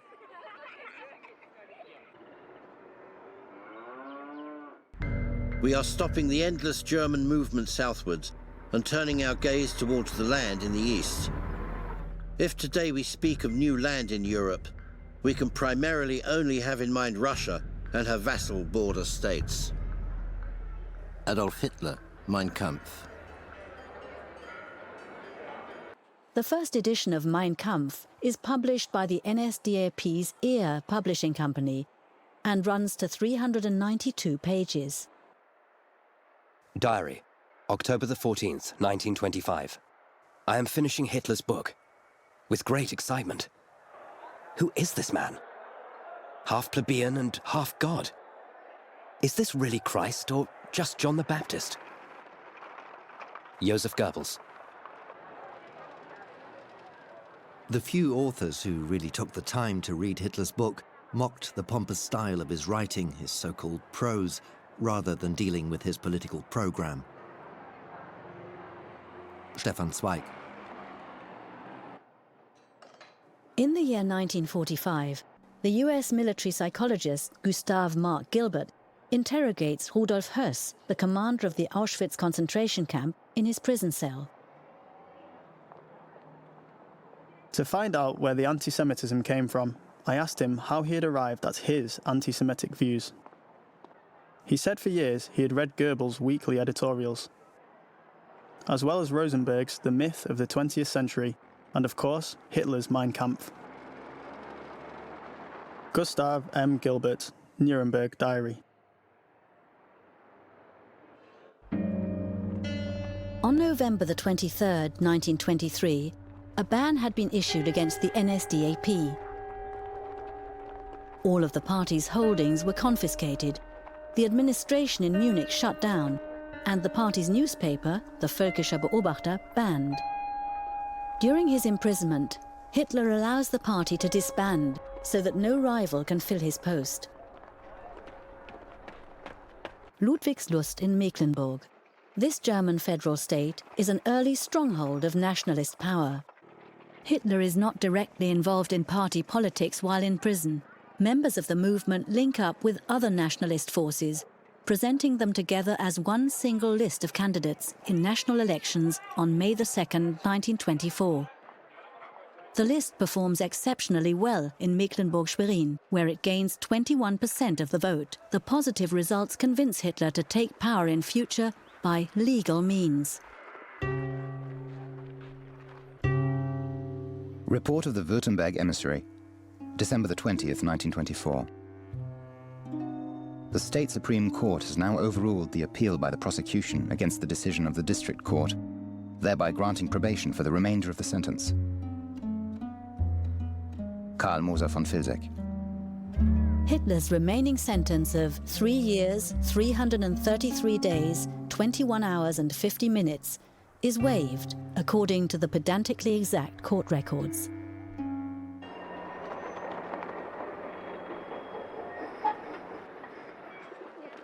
I don't know any other city as hospitable as Munich. Everything would have been there to enjoy if there had not been one person too many. The man from the Bürgerbräu beer house had been released from prison. Friedrich Hollander, German composer. Diary, January the 14th, 1925. At the end of the month, Hitler wants to call for the re-establishment of the National Socialist German Workers' Party. The only thing to do. Joseph Goebbels. On February the 27th, 1925, Hitler re-establishes the party. The Social Democrat Friedrich Ebert has been the elected president of the German Reich since January 1919, following a line of kings and kaisers that goes back hundreds of years. In the Weimar Republic, the office of the president is powerful. The Reichsarmy appears loyal to the Republic and its president. But large segments of the population are not happy with an elected president at the head of the government. 4 months of rehearsals in Berlin. Cut off from the outside, you experience world events only marginally, like when an orchestra musician is given sandwiches by his wife wrapped in the midday paper. Oh, Friedrich Ebert is dead. Hindenburg has been elected president? Friedrich Hollander, German composer. We have a nanny. She comes from a small town in the north, where residents tend to be really nationalistic. She's just been there on holiday. When asked what people there have to say about Ebert's death, she answered sadly, "Never have so many champagne corks been popped in our town as on the news of that death." Alfred Kerr, theatre critic.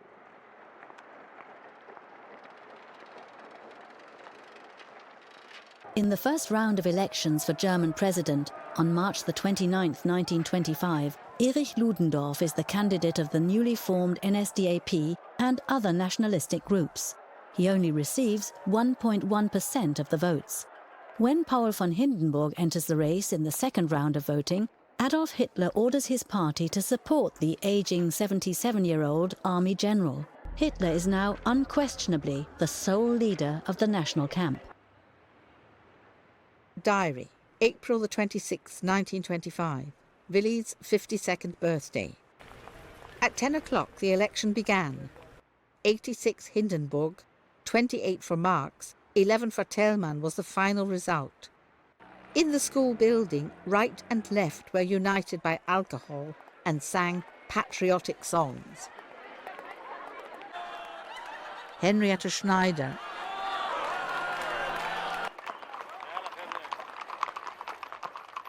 Diary, April the 27th, 1925. At 2 a.m., the latest results. Hindenburg with a 900,000 vote lead over Marx. Endless cheering among the masses. Long live Hindenburg! It is one step towards the final goal. No more and no less. Long live Hindenburg! Joseph Goebbels.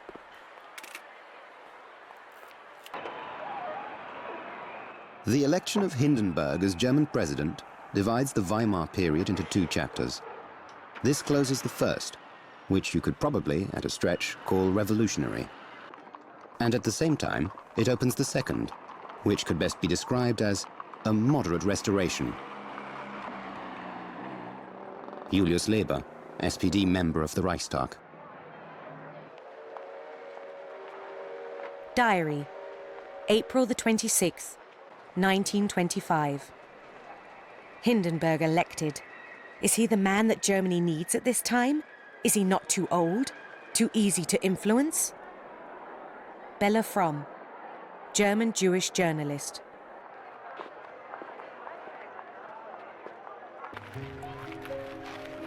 During my visit, I met Hindenburg for the first time. I was shocked by the completely apolitical attitude and mental clumsiness of the man in whose hands the German people had put the power that confers the constitution on the Reich president. A man with a soldierly sense of duty, filled with an honest will to keep the oath on the Republican Constitution. That was my first impression. It also became clear to me that everything would depend on good political advisors, the first of whom had to be the Reich Chancellor, who determines policy.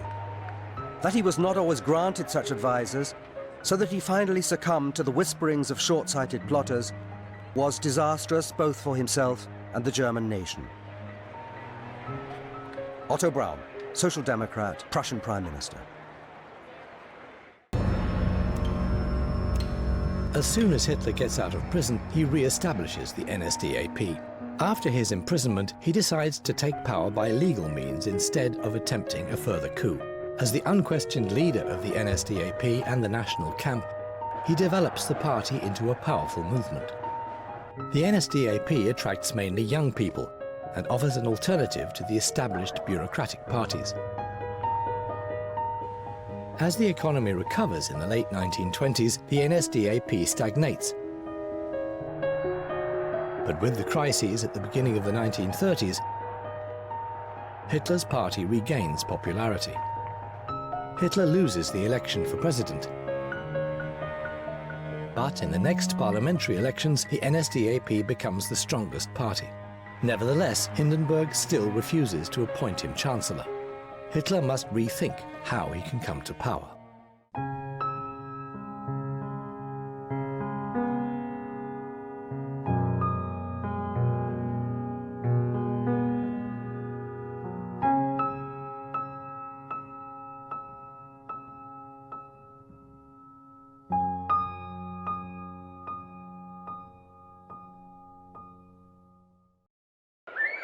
At the head of the Reich stood an imperial field marshal, as far as I knew, with ultra-conservative views and a limited intellect. The anti-republican Conservative Party, now called the German National, had occasionally participated in government. Why shouldn't this continue?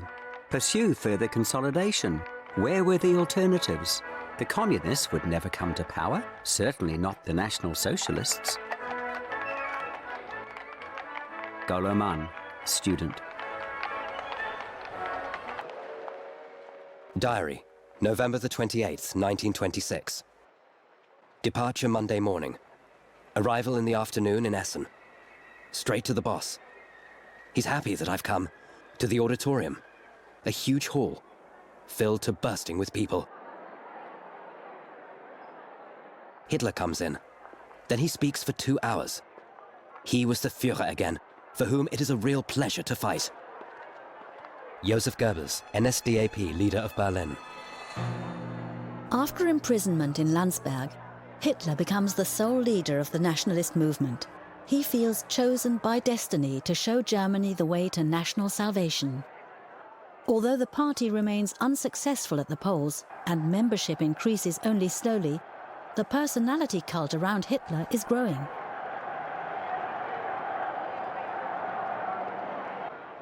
This Führer cult holds the National Socialist movement together across ideological divisions and personal differences.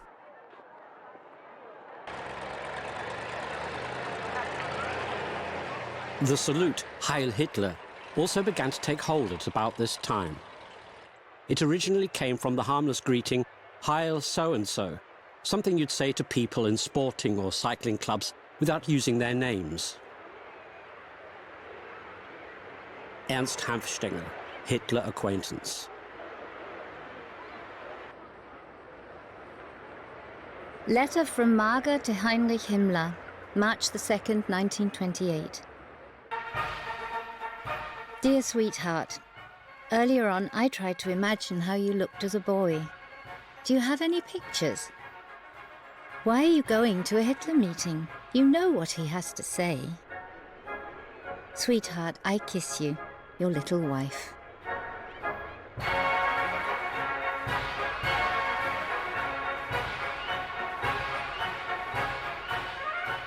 Gregor Strasser in Dresden, 1929. The druggist Gregor Strasser has been the Reich Organization Director of the NSDAP since 1928, and thus the party's second most important man. In the north of the German Reich, he ensures a rise in popularity for the NSDAP, but he is a socialist revolutionary and committed to cooperating with the Soviet Union, and thus comes more and more into conflict with Hitler. Since 1925, Strasser has sponsored his secretary, the young Heinrich Himmler. At Hitler's behest, Himmler will have Strasser murdered by the SS on June 30th, 1934. The German Interior Ministry states in March 1927 that the NSDAP is not moving forward. It did not succeed in bringing its supporters even close to the strength that it reached in the year 1923.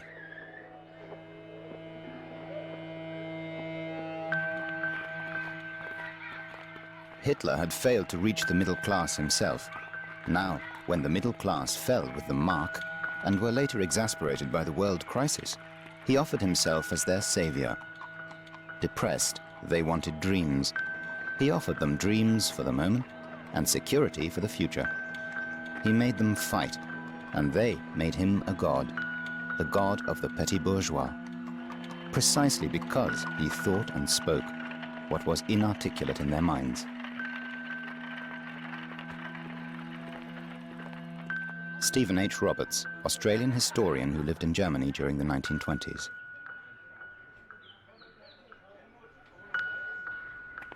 In 1928, Hitler rents a small house on the Obersalzberg, known as Haus Wachenfeld. He used to stay here under the name Herr Wolf. Hitler allows his closest friends to call him Wolf. The reason for this? Hitler went by the nickname Wolf at the beginning of his political career. Heinrich Hoffmann, friend of Adolf Hitler. Hitler understands the name as the Germanic root of Adolf. It corresponds to his view of the world as a place of constant struggle for survival. To Hitler, the name Wolf implies the idea of strength, aggression, and solitude. Wieland, Wolfgang, Verena, and I, we all loved Wolf, because he enthralled us with his adventure stories about his travels through Germany. For us, his life was exciting because it was so different. Everything was like a fairy tale. Fridolin Wagner, granddaughter of Richard Wagner. Soon, Hitler has enough money to buy Haus Wachenfeld. From 1924 onwards, the German economy recovers. This leads to the 5 golden years of the Weimar Republic. Looking back on it now, I see the mad whirl of this Berlin of 1928 and 29 as a kind of Pompeian revel on the eve of the Vesuvian eruption. Sefton Delmer, correspondent of the Daily Express in Berlin.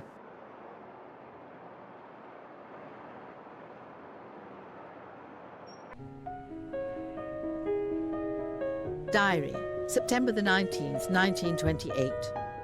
Elsa wrote that she has had her hair cut in a bob. I am shocked, would never have thought it possible. But one shouldn't be surprised at anything nowadays.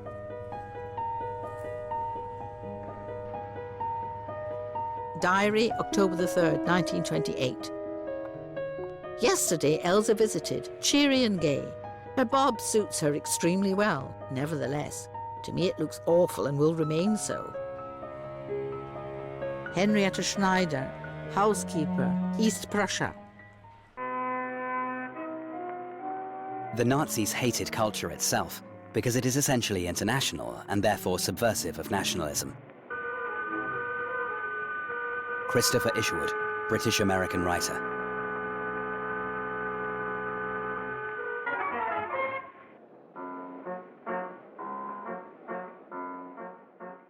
In the 1920s, Berlin was ahead of everything that was known as new in our field. It had everything. Reinhardt's great theatre, great film studios, great films. The most beautiful bars and restaurants, including gay bars. Berlin was productive and rich with ideas, rich in ideals, and at the same time practical, a combination never achieved before. Marlene Dietrich, actress and singer, memoirs.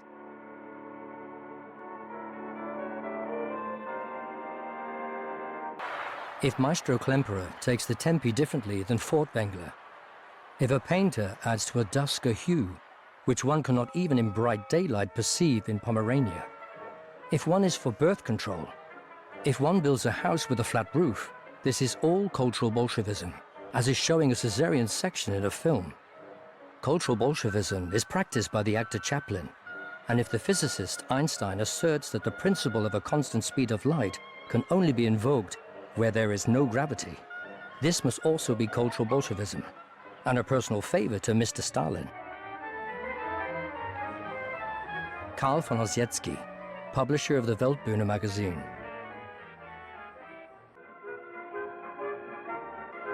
Art was no longer a mere ornament of life, but rather its immediate expression. Cubism, futurism, expressionism, whatever you want to call it, this is how we were. This was our world, so shaken and shocked that everything was upside down. Surrealism? Of course, what else? Vicky Baum, writer and journalist.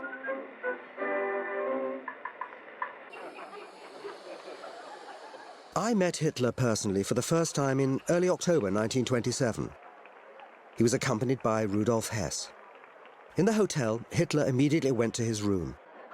Hess followed him quickly after ordering 20 bottles of mineral water for the lectern on the grounds that Hitler sweated a great deal during the big speeches, and he was liable to lose 5 pounds in weight.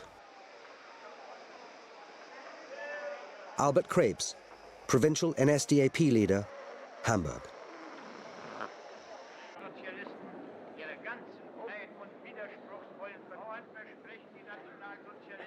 The old Social Democratic People's Party had almost no orators able to mobilize the masses.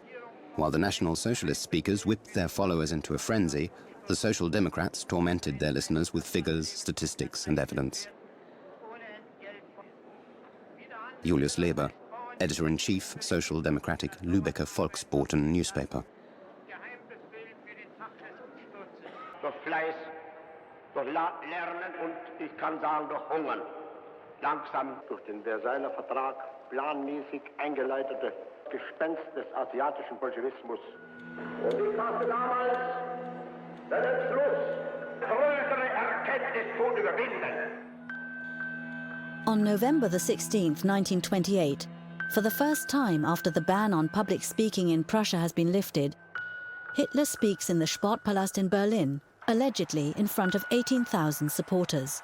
For the first time, he uses an electroacoustic sound system, speaking into a microphone. And for the first time, his words are clearly understood in every corner of a large space.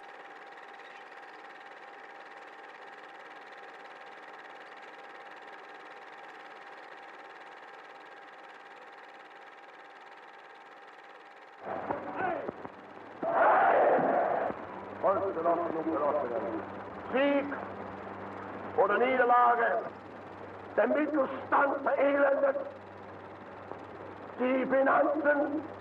Also ist es typisch deutsch, 30 Parteien zu besitzen.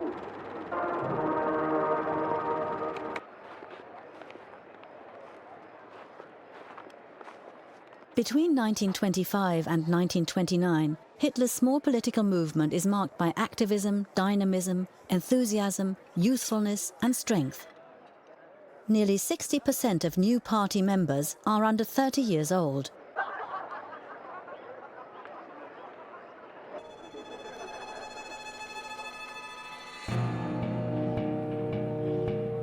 The Reich banner, black, red, gold, a League of German war veterans and republicans, was founded 1924 in Magdeburg.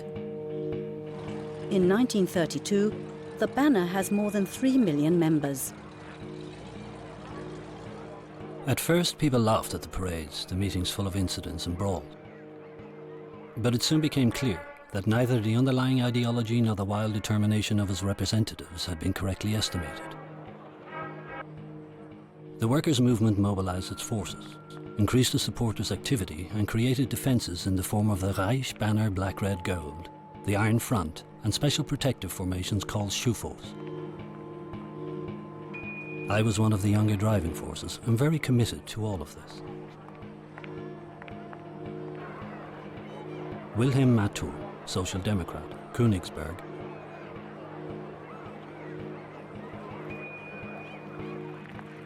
There was only one way for us to save the Republic: to unite with the left-wing parts of the Democratic Party and the Centre Party and find a common approach. Due to the authoritarianism of the state, it would have been impossible for the Social Democratic Party to establish a purely party political military organization for the protection of the Republic and the working class against fascism. Karl Höltermann, Vice President, Reichsbanner Black, Red, Gold.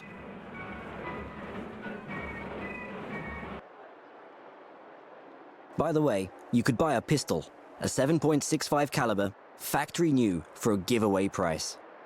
A putsch was more or less expected any day. The air was full of such rumors. Horst Wessel, law student in Berlin.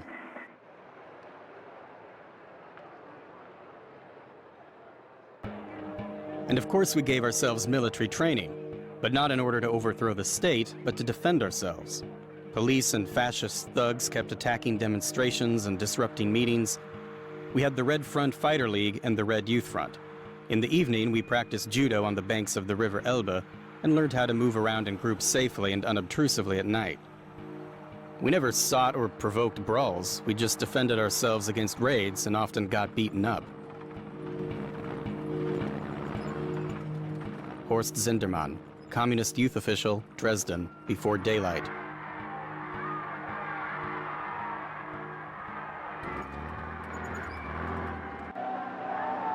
Street processions, press promotions, propaganda tours into the provinces created an atmosphere of activism and tension. There were countless clashes and wounded people, even dead people, left in the square. Horst Wessel, autobiography.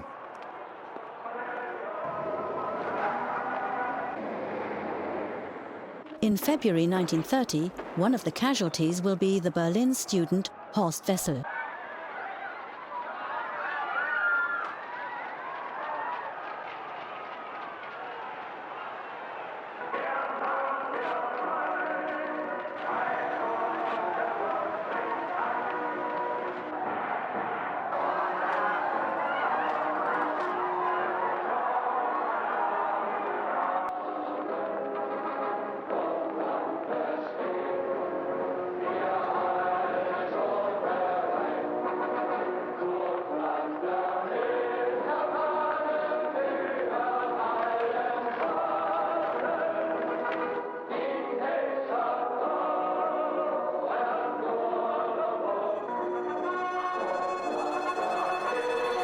In parliamentary elections on May the 20th, 1928, the Social Democrat SPD and the Communist KPD win 40% of the votes at the expense of the nationalist parties.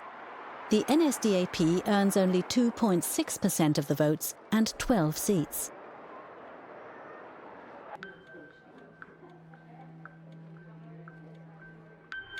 In 1930, the NSDAP bought new premises, the Brown House, near Königsplatz.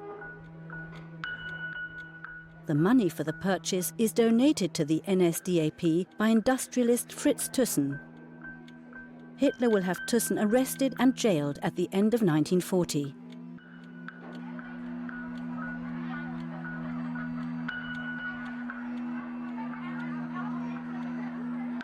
For his study, Hitler had a large corner room on the first floor, which I can barely remember because I seldom saw him there. Not even the large Fridericus Rex painting on the wall could persuade him to keep regular working hours or treat appointments as binding. Ernst Hanfstengel.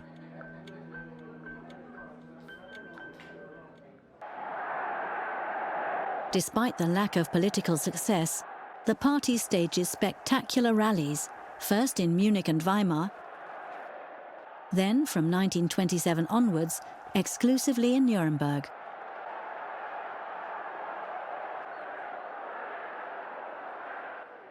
Diary, Nuremberg, August the 4th, 1929.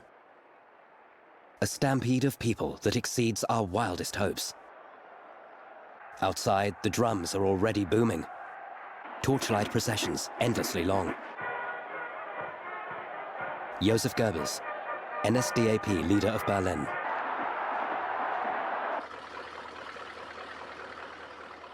The party conventions are, without question, Hitler's personal work. Just as he was involved in building the SA, from the smallest details of the uniforms to the color of the collar patches, he concerned himself with the planning of the party conventions, right down to the decorations in the Congress Hall. Albert Krebs, NSDAP leader, Hamburg. Through the city, a triumphant procession.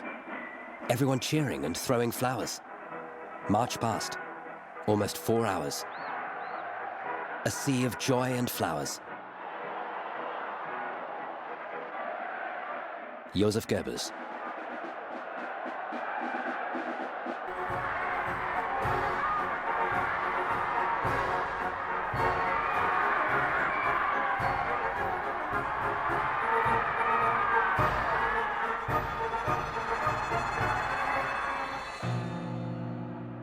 The continuing fragmentation of the party landscape is advantageous for the rise of the NSDAP.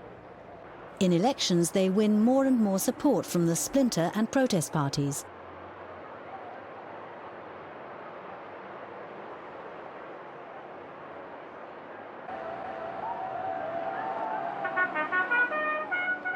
October 1929. Angry autumn after a beautiful summer. Rain and calm weather, and something suffocating in the air. And it wasn't the weather. For the first time on the street, manure-brown uniforms. Sebastian Hafner, journalist, memoirs. The SPD had won the parliamentary elections of 1928, and since then led a coalition government with the middle-class parties. This falls apart over domestic policies 1 year after the death of the Liberal Foreign Minister Stresemann. The fall of the SPD Chancellor Hermann Müller and the appointment of the Central Party's Heinrich Brüning are the first steps towards the abandonment of the Weimar Republic by the founding parties. National Socialists were now sitting in Parliament. The rise of the party could no longer be overlooked. Ernst Niekisch, National Bolshevist, Hitler opponent. In foreign policy, Hitler promised to free the country from the injustices of the Versailles Treaty. Domestically, he promised to eliminate unemployment and political squabbling. Heinz Guderian, Colonel of the German Army.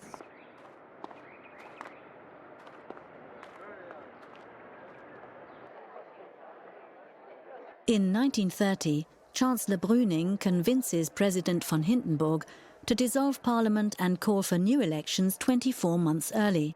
Brüning is determined to govern with the help of the President, if necessary without a majority, by presidential decree.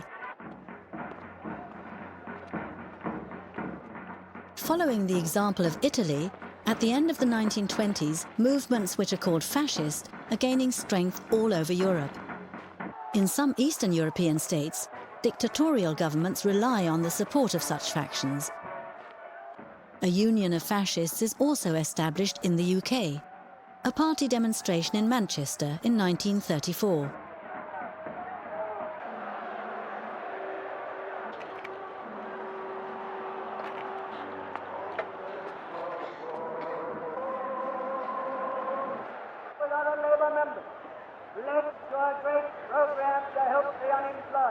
In 1930, unemployment had increased to 3,076,000, and the National Socialists then increased their MPs to 108, with a vote of 18%. Less than 3 years later, the National Socialist Party came to power. Unemployment had risen to 6,014,000. Sir Oswald Mosley, born 1896, founder, British Union of Fascists. Diary, September the 15th, 1930, the first election results. Fantastic. The bourgeois parties are smashed. Up to now, we have 103 seats, a tenfold increase. Joseph Goebbels. The day after the election, the composition and climate of politics in Germany have changed fundamentally.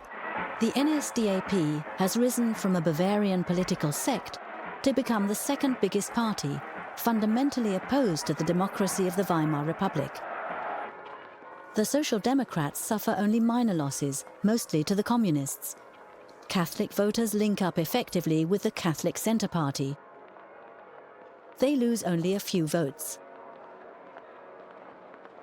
After the lost election, you sensed for the first time strong displeasure with the party leadership from within the Social Democratic ranks. A deep-seated disillusionment with the bigwigs came over the Social Democratic organization. Julius Leber, SPD member of the Reichstag. The electoral gains of the NSDAP are greatest in the predominantly Protestant regions of rural northern and eastern Germany. Some 3/4 of the voters are Protestant. The middle class is overrepresented with 40%. Yet the NSDAP is not a purely middle-class party. The Hitler movement, as the party is called by friend and foe, finds favor among all sectors of society, including industrial workers. I went to a Nazi rally. It was held in a beer hall. Some drank beer, the others sat in front of empty tables. There were a lot of workers there. That hurt terribly. Ilya Ehrenburg, Russian Jewish author.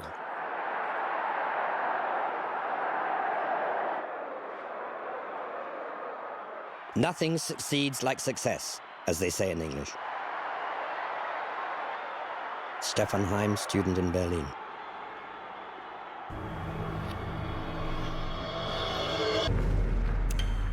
Diary, November the 12th, 1930. Röhm arrives, from Bolivia, where he was active in the army. He's very nice to me, and I like him a lot. An open, straight soldier type. Joseph Goebbels. The years from 1931 to 1935, apart from my anxiety on public affairs, were personally very pleasant to me. I earned my livelihood. I meditated constantly upon the European situation and the rearming of Germany.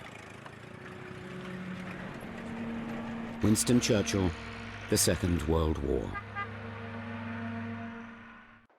New Year's Order, December the 31st, 1931. The army of brown shirts has multiplied numerous times. The movement has suffered a great deal of blood sacrifice. Comrades, at the beginning of this year, I thank you for everything that you accomplished over the past year through dedicated work and self-sacrificing battles. You can enter the new year with joyful confidence, proud of what you achieved in the year 1931. Adolf Hitler.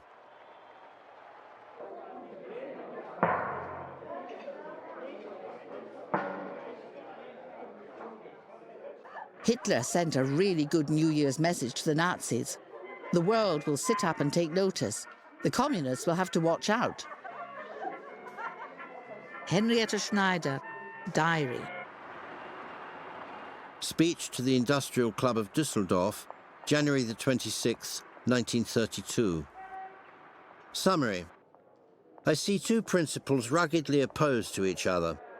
The principle of democracy, which is the principle of destruction wherever it is practiced, and the principle of the authority of the personality that I would describe as the principle of achievement.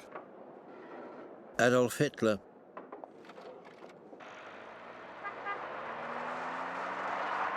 The upper class is getting closer to Hitler. My grandfather had the right saying for these turncoats. You spit in their eyes and they ask you if it's raining. Bella Fromm, German Jewish journalist, Diary. Diary, Tuesday, February the 23rd, 1932.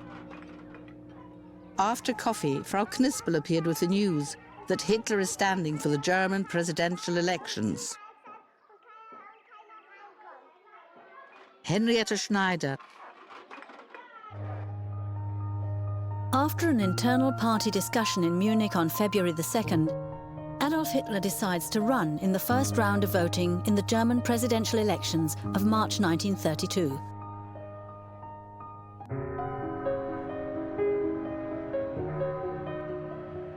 One problem with his candidacy is that Hitler is not a citizen of the German Reich, which doesn't award citizenships of its own until 1934.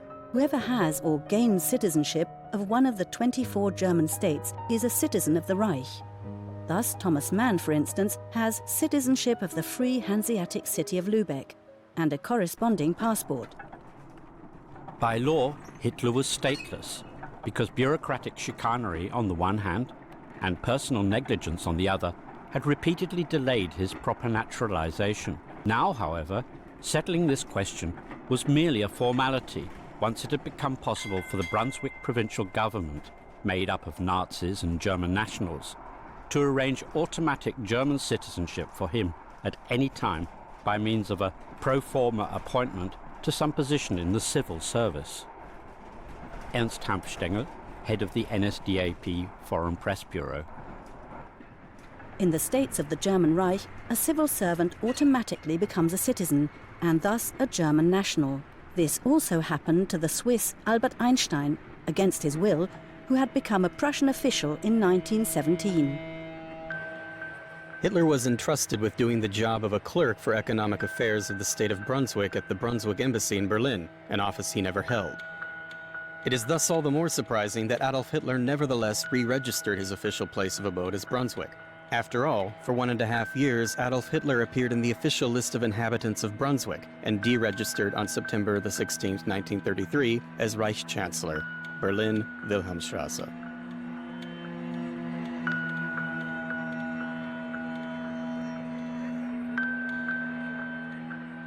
Hartmann Lauterbacher, provincial leader of the Hitler Youth South Hanover, Brunswick. Berlin, this 26th day of February 1932, at the Brunswick Embassy.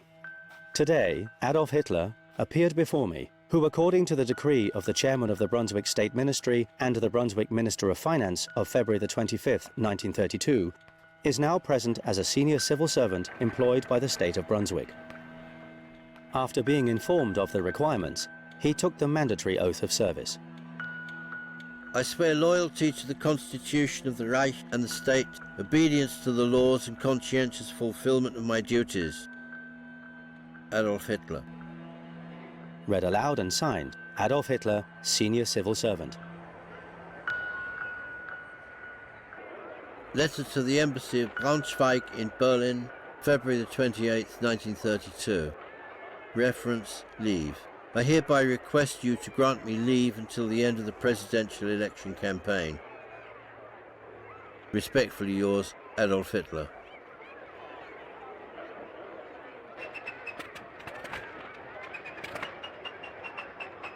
When I landed in Munich on a day in March, I was told, Herr Hitler has rung from the Brown House. He's planning to fly to various cities in the Reich, and he wants to rent a plane. You have been recommended to him. During the election campaign, he wanted to travel by plane and visit up to 5 cities in one evening. Hitler told me that, frankly, he had little confidence in flying. He saw the flights as a necessary evil. And so it was that in 1932, 3 major election flights were made. Hans Bauer, Lufthansa pilot, I flew the powerful of the world.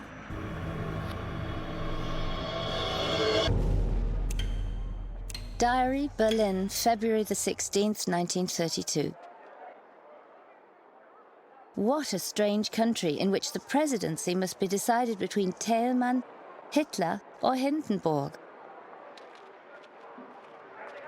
Thea Sternheim, art collector and author.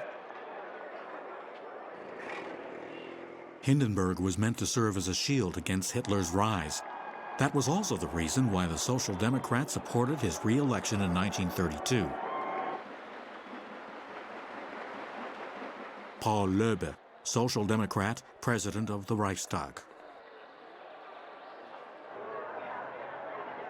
Again, it was the politics of toleration when the SPD asked its voters to vote for Hindenburg, and how faithfully they followed.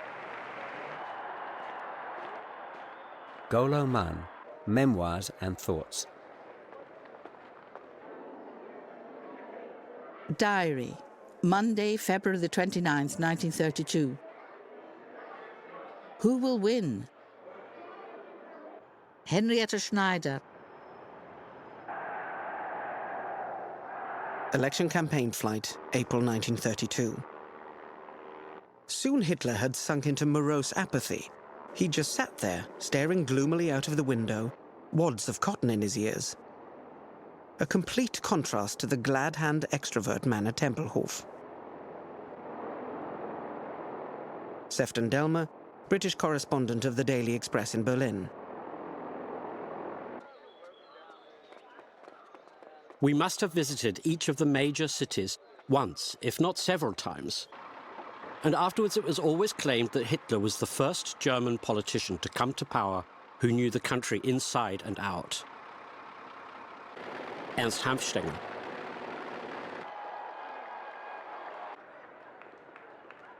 As the door of the aircraft was flung open, Hitler ducked out and immediately threw himself into his Führer pose. There he stood, bareheaded, upright and unsmiling, his hand raised in greeting. Sefton Delmer. It was always the same routine. He gave his presentation, had his bags packed, and on to the next city. Ernst Hanfstaengl.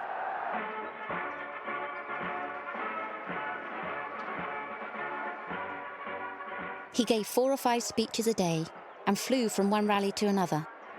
It was one of the few times that I heard him speak in public. We were led up to the podium.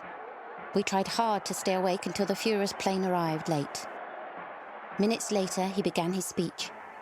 He was hoarse and his jarring voice was emotionally charged and swept over the audience like a storm that takes one's breath away and leaves people excited. Fridolin Wagner.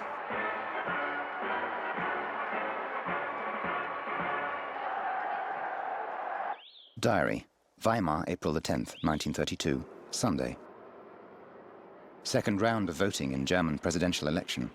Hindenburg finally elected over Hitler.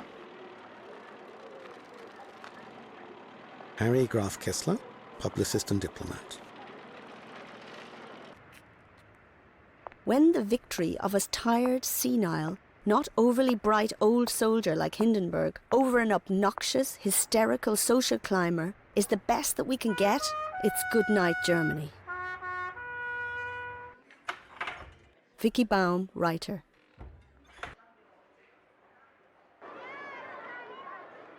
Letter, April the 20th, 1932.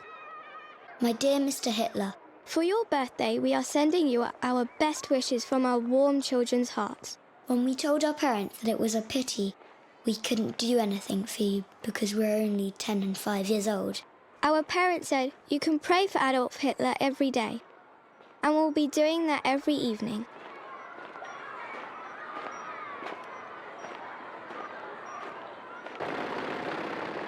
Our prayer will be as follows.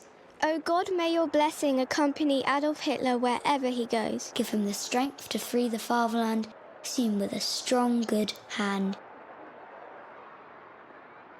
Your faithful little Nazis, Leonora and Erhard L. Hamburg.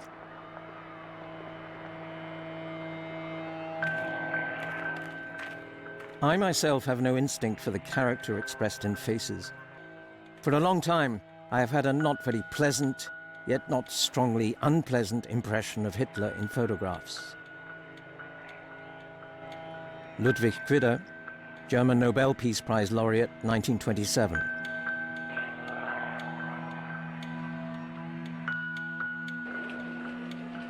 Berlin, November the 8th, 1931. Nothing smells more penetratingly than the nationally scented petit bourgeois. Everything is falling apart. Where are we heading? Ter Sternheim. More than the Nazis, the communists hate the Social Democrats, whom they defame as social fascists. With what they call a Leninist strategy, they want to make the Weimar Republic ungovernable and create conditions for a revolution through the collapse of the capitalist system.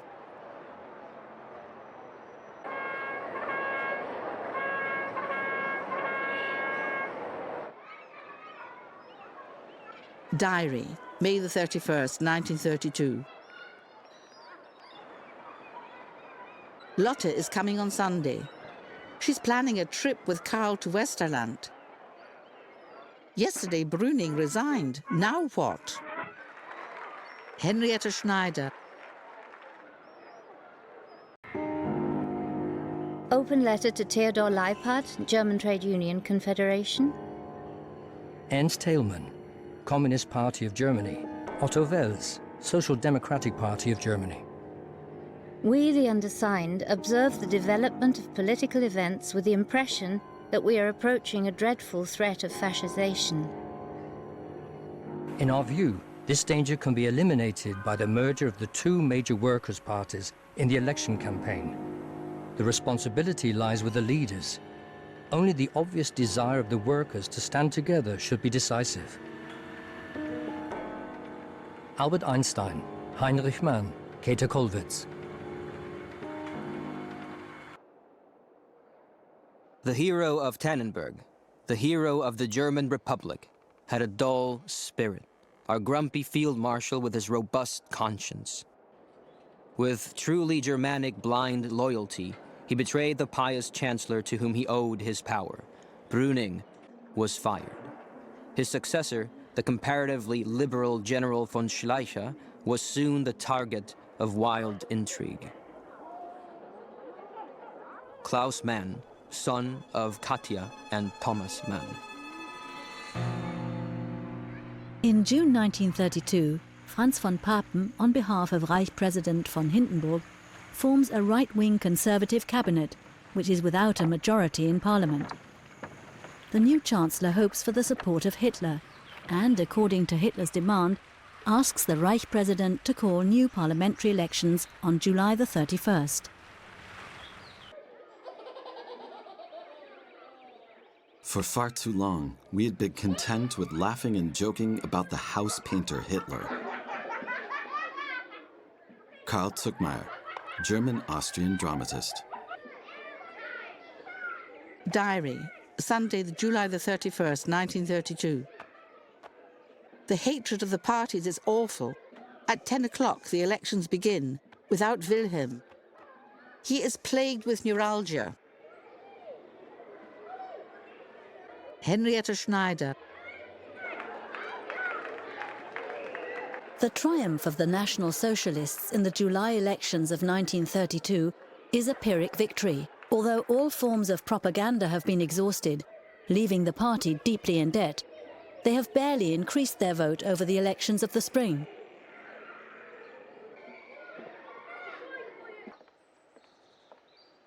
In a large portion of the remote villages, Hitler had the absolute majority in the parliamentary elections in July, often even 2/3 of the votes. How does one account for their success? The Nazis came into the villages, ranted and raved and promised them the moon.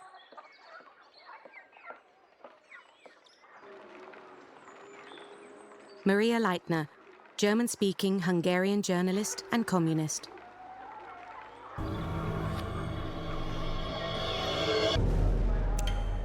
Diary, August the 1st, 1932. Election results. We have gained a little ground. Marxism has gained a great deal. Now we have to seize power and wipe out Marxism. Either way, Hitler is also of this opinion. We won't get an absolute majority this way. Joseph Goebbels. Hitler rejects Chancellor von Papen's offer to serve as Vice-Chancellor in his government and demands the office of Chancellor itself. President von Hindenburg refuses to grant Hitler governmental power and warns that all acts of terror will be dealt with severely.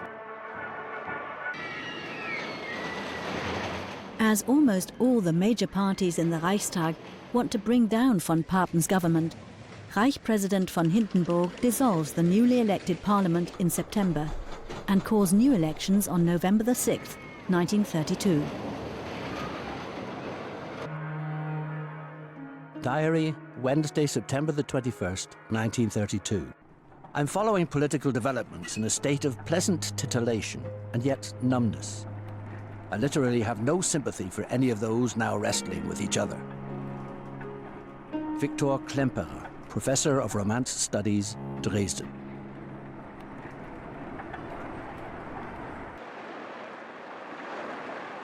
Diary, Friday, October the 21st, 1932. Lotte announced that she had seen Adolf and that she really liked him. Lore also heard him, but didn't see him well. She couldn't afford an expensive 5-mark seat.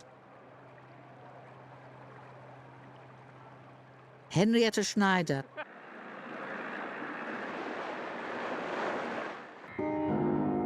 As my wife and I had voted for the German National Party in July 1932. After some hesitation, we voted for Hitler in the elections of November the 6th the same year. So we too succumbed to the fallacy that a government takeover by the NSDAP would stabilize political and economic conditions. Alexander, Count of Donau-Schlobitten, East Prussian landowner. Diary, November the 6th, 1932. Complied with compulsory voting, but still Social Democrat. Election results on the radio. The Nazis have lost. The KPD have gained. Klaus Mann, writer. In the German elections of November 1932, the NSDAP won 11.75 million votes, the SPD 7.25 million, and the KPD some 6 million. So together, both workers' parties were a lot stronger than the Nazis. Mannes Sperber, Austrian writer and KPD member at the time. In the state elections in Thuringia in December, the NSDAP even loses 40% of its votes. Many unemployed people turn their backs on the Nazis. They now put their hopes in the communists and the German nationals. Many leftists believed that Hitler would never recover from this setback and had ceased to be a menace. Christopher Isherwood, British-American writer.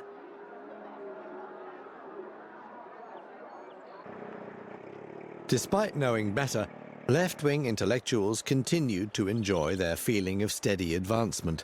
Their poems and songs, their satirical and political plays and cabaret pieces, their articles, their books and polemics, all of this resonated so strongly that for them it was as if they were standing at the loom of time. Mannes Sperber.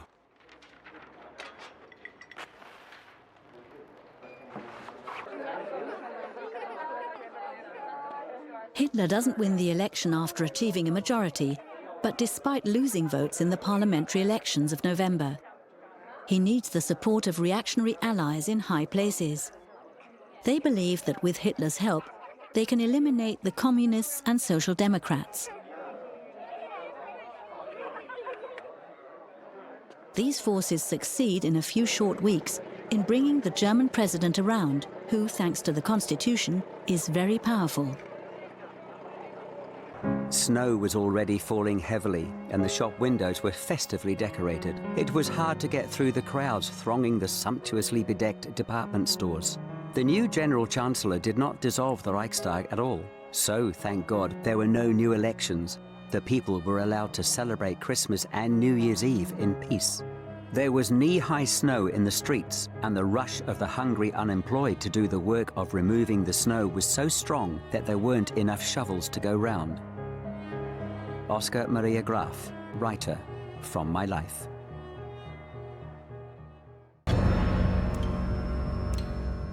social elites convince Reich President Hindenburg to appoint Hitler Reich Chancellor, as they anticipate using the Nazis to get rid of the communists.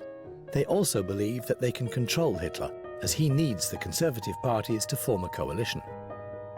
But through a combination of lies and undisguised aggression, Hitler first gets rid of his political opponents and then those who brought him to power.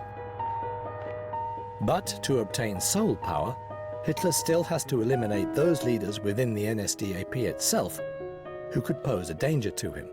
At that time, the most powerful person in the party besides Hitler is Ernst Röhm, leader of the 4 million man SA. What will Hitler do?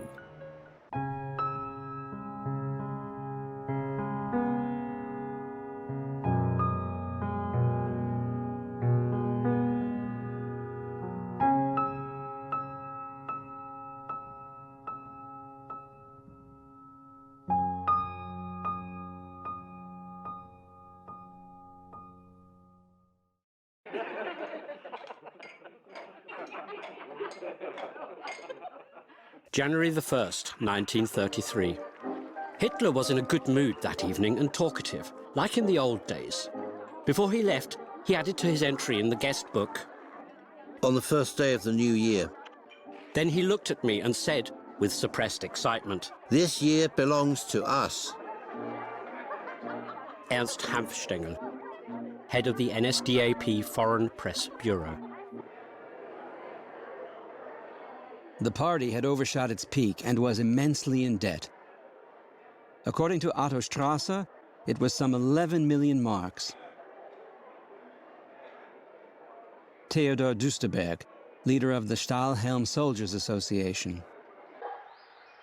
After Hindenburg had decided against Chancellor Brüning, the president turned his attention to the forces of the great agrarian heavy industry coalition that operated with Hitler against Brüning, his natural allies.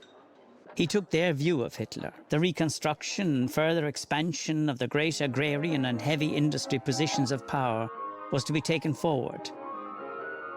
But the power was not to be transferred to the National Socialism. Ernst Niekisch, journalist, National Bolshevist.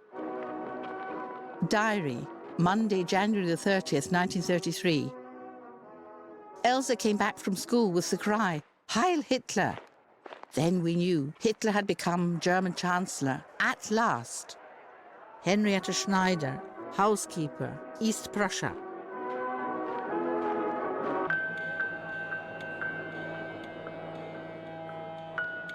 On January the 30th, 1933, Hindenburg appointed Hitler Chancellor. Meissner, Hindenburg's Secretary of State, and Papen, his confidential advisor, persuaded the old man that the crowning glory of his life work would be a unified, well-ordered Reich with military strength.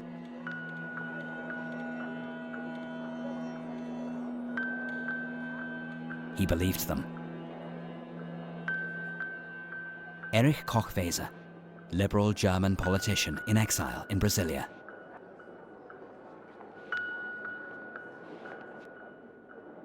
Letter of appointment. In the name of the Reich, I appoint Herr Adolf Hitler to be German Chancellor. Berlin, January the 30th, 1933. President von Hindenburg. Letter to Paul von Hindenburg. When the history of the German people is finally written, then the end of the Reich presidency will be described as the darkest day in German history. Erich Ludendorff, Major General. I am 19, have a little daughter, and am lying in a clinic in Munich. Suddenly I hear music, singing, shouting, a distant disturbing noise from the streets. The night nurse comes and turns on the blue light. "Sister Maria, what's going on outside?" Maria answers, "That nice Mr. Hitler, who visited you, has become Chancellor. We put his roses very close to the Madonna in the baptistry. Mother Superior prays for him. We all pray for him and for Germany." Henriette von Schirach, wife of Baldur von Schirach.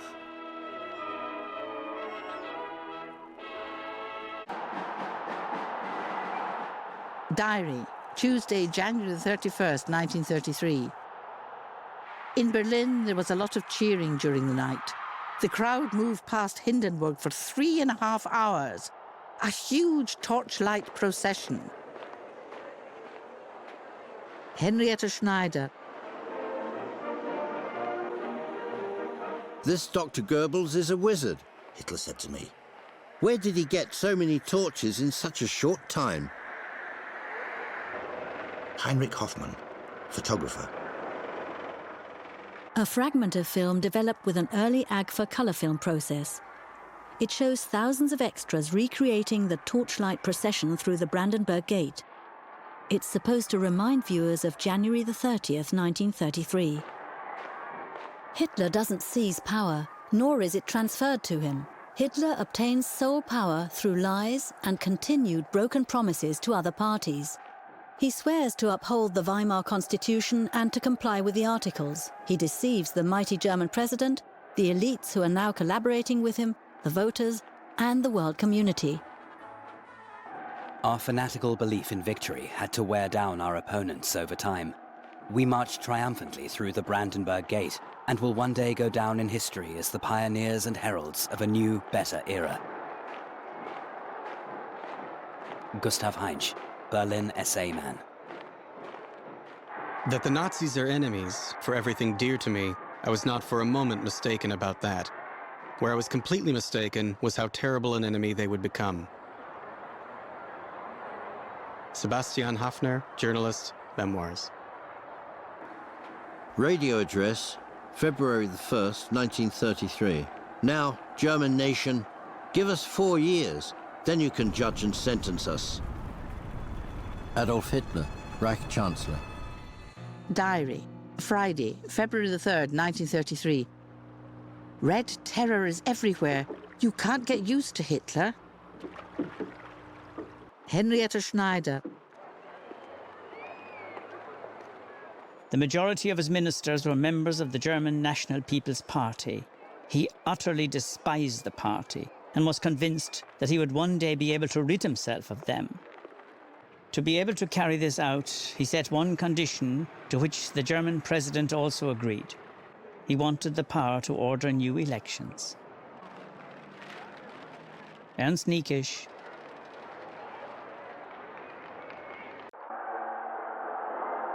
The election campaign was horrible. Hitler worked harder than before or at any time in the future. He knew that he needed a majority in the new assembly once and for all. The big speech in the Sportpalast on the radio was the high point of the campaign. It was ghastly. Golo Mann, Memoirs and Thoughts. Speech in the Berlin Sportpalast, February the 10th, 1933. I cannot divest myself of my faith in my people and stand firmly by the conviction that the hour will come at last when the millions who curse us today will stand by us, and with us will hail the new, hard-won and painfully acquired German nation that we have created together, the new German Reich of greatness and power and glory and justice. Amen.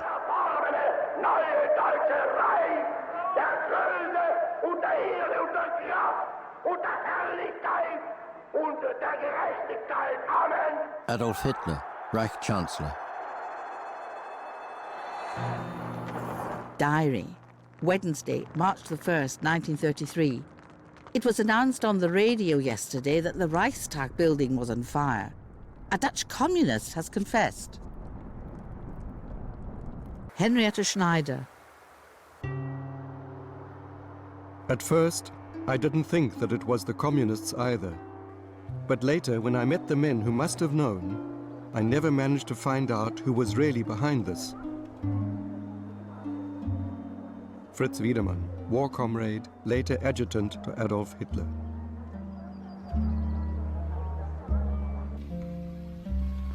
Edgar, schläfst du früh?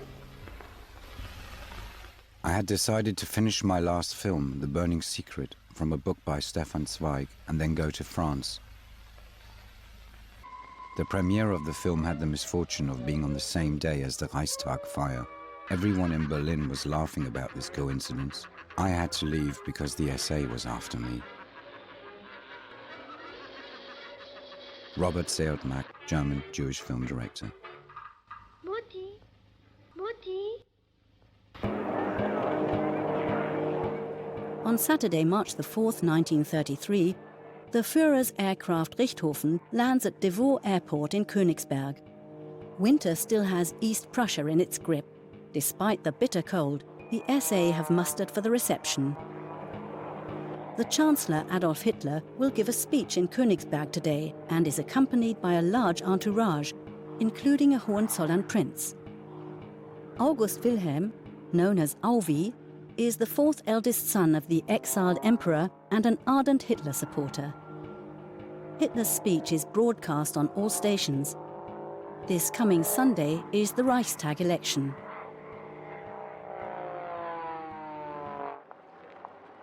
The Reichstag elections of March the 5th are the last more or less free elections in the German Reich. On the streets, dissidents are terrorized by the SA. Diary, Leipzig, March the 5th, 1933. In the evening with father to Auerbach's Keller restaurant to hear the election results. The National Socialists are still far from an absolute majority.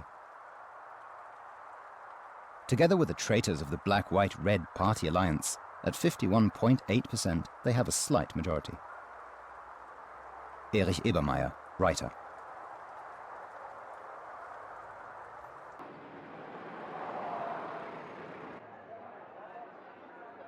The terror that was felt everywhere interfered, of course, with free elections, but it influenced the results only slightly. Mannes Sperber, member of the Communist Party KPD.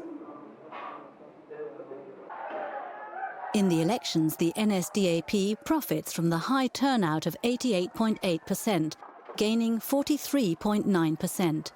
It has to form a coalition with the German National People's Party. The additional votes come mostly from former non-voters. The NSDAP also profits where it is already strong, among young Protestant voters, farmers and farm workers, the self-employed, civil servants, and the lower middle class. In the industrial segment, where the workers are often organized in unions, there is again no decisive breakthrough for the NSDAP. But on March the 5th, 1933, probably 1/3 of the workers vote for the Nazis. Diary, March the 6th, 1933. Monday. The Nazis in the National People's Party do not have the 2/3 majority necessary to change the constitution. Graf Kessler, publicist and diplomat. But the majority of Germans don't want a parliamentary democracy either. The democratic parties remain clearly in the minority, because 12.3% of the voters cast their votes for the communists. The political parties, including the Social Democrats and the unions, haven't shown any overwhelming evidence of prudence and courage in recent weeks. Paul Löbe, Social Democrat, Vice President of the German Parliament. Diary, March the 10th, 1933. Every day, the newspapers have new reports on Hitler's rise to power. The higher-up civil servants are losing their cushy positions, much to our delight. Germany is being swept clean. The communists will soon have disappeared from sight. That is Hitler's goal. Henriette Schneider.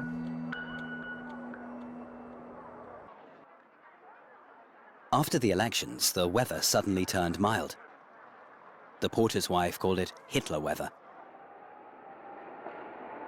The street itself, like all others, was hung with black, white and red swastika flags. It was unwise not to display them. Christopher Isherwood, British writer.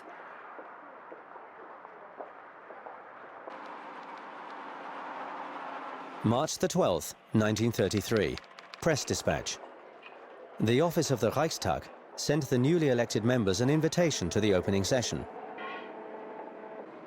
According to a directive, the communist members of the assembly were not sent an invitation. Vossische Zeitung newspaper. Diary, Tuesday, March the 21st, 1933. Around 12, on the radio, we heard the celebrations for the opening of the Reichstag in the Garrison Church in Potsdam. You have to say they really know how to do pomp and propaganda. Karl Windschild, retired pastor.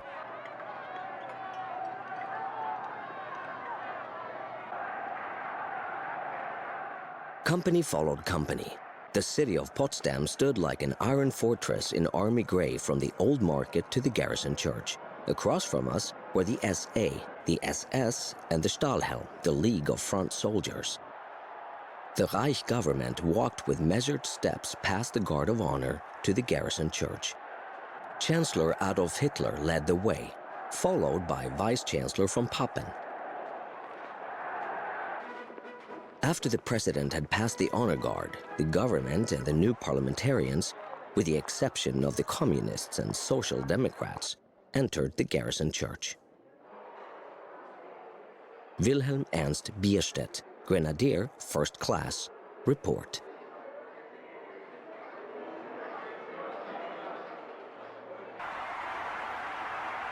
In Munich, we listened to events on the radio. Potsdam, a well-disguised fraud with the aim of doing the conservatives a favor with no basis in reality. Hitler in frock coat and top hat, mild as never before or since. The voice of Hindenburg dull, as if from the grave. The Prussian sense of duty means patriotism and the fear of God. And a clear majority in Parliament once again, strictly in the spirit of the Constitution on which he took his oath. It was his last speech of significance and, without knowing it, his abdication. Now he was no longer needed. Goloman, student.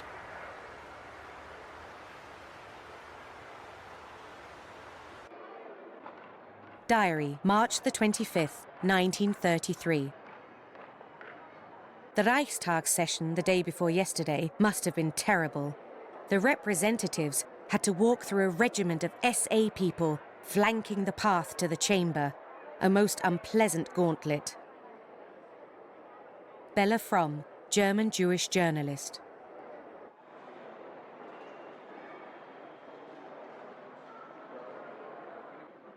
Two days later, I was sitting in the Kroll Opera House, not as a Reichstag deputy. I was an observer, and on March the 23rd, 1933, I witnessed the Reichstag session in which the Enabling Act was passed by 441 votes to 94.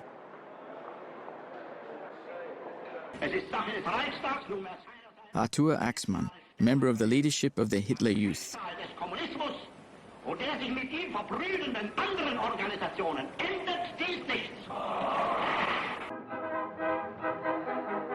The debate in the Reichstag should have begun with a sharply worded protest against this blatant breach of the Constitution, through which more than 80 fully legitimate communist members of the Reichstag were excluded. All parties remained silent, including the Social Democrats, who accepted this constitutional breach. The Social Democrats did at least reject the Enabling Act, in contrast to the Centre Party, the Bavarian People's Party, and the State Party. Ludwig Quidde, German Nobel Peace Prize laureate, 1927.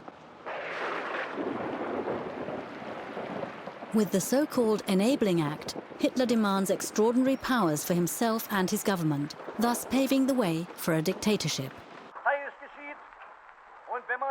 Otto Wels's speech was a masterpiece of style and content, a final farewell to the faded era of humanity. Wilhelm Högner, SPD Member of Parliament, Memoirs.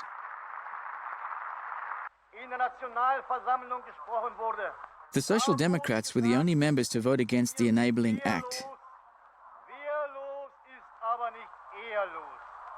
But despite my conviction that the Social Democrats had failed, I was not unimpressed by Wels' speech. Arthur Axmann. Article 1 of the Act describes the transfer of legislative powers from Parliament to the Cabinet. The legislative and executive branches become one. Parliament has virtually abolished itself. Meine Herren, seit dem 30. Januar hat sich in Deutschland eine Umwälzung vollzogen, die in unserer Geschichte einst mit Recht als die nationale Revolution bezeichnet werden wird. Dass ein solcher geschichtlicher Vorgang jede Kampfhandlung hier und da auch von bedauerlichen Erscheinungen begleitet ist, liegt auf der Hand. He overrode the Constitution with the Constitution, and thus won the fight for unlimited power in the first and decisive round. Lutz Graf Schwerin von Krosigk, Finance Minister. The present state of affairs in Germany causes me to resign my position in the Prussian Academy of Sciences. I know how deeply I'm indebted to it. The dependency of my position on the Prussian government is intolerable under the present circumstances. With respect, Albert Einstein. 10 months later, he was in exile. His property seized by Hitler's new regime. Germany's loss, America's gain.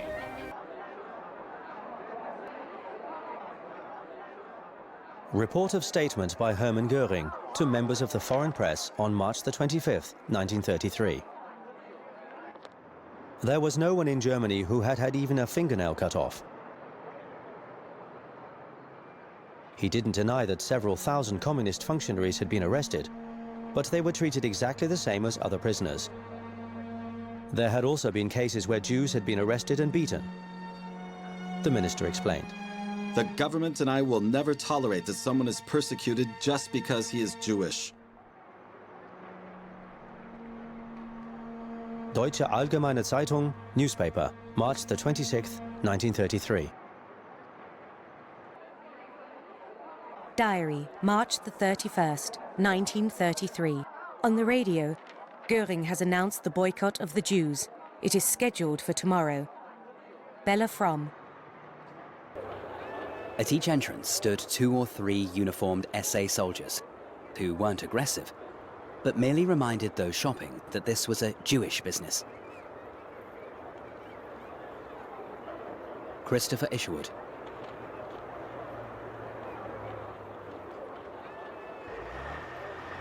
Diary, Leipzig, April the 1st, 1933. When entering the store, the SA man says in a polite, disciplined tone, "Jewish business?" We, just as polite and disciplined, "Thank you, we know." Eric Ebermach, author.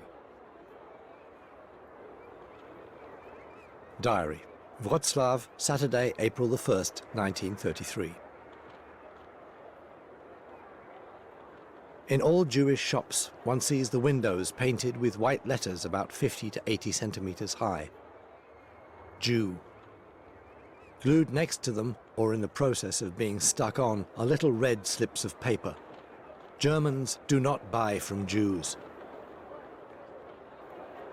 Walter Tausk, German of Jewish descent, murdered 1940. A certain murmur of disapproval, suppressed but audible, ran through the country. The Nazis realized that the step they had just taken was too large. And after April the 1st, they canceled some of the measures, but not without first allowing their full force to be felt. Sebastian Hafner, author, Memoirs. Not January the 30th, the day of the seizure of power, not the day of the gathering in Potsdam, March the 23rd, 1933, but April the 1st of this year is the great turning point. It was the clear, unmistakable demonstration that the rule of law was over. The rule of law was replaced by naked tyranny. Paul Ronge, lawyer, Königsberg.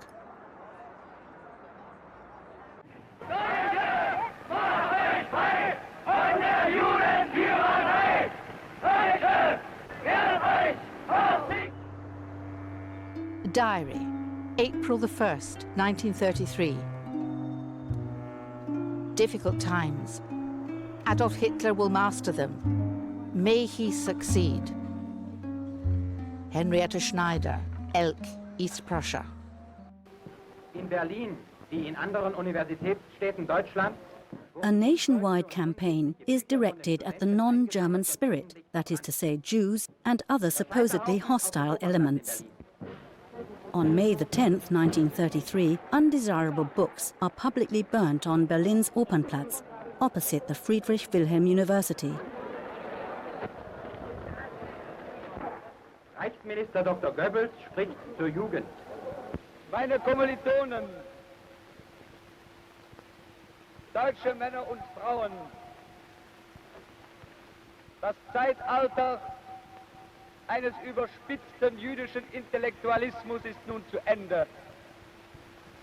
Und der Durchbruch der deutschen Revolution hat auf dem deutschen Weg wieder die Gasse freigemacht.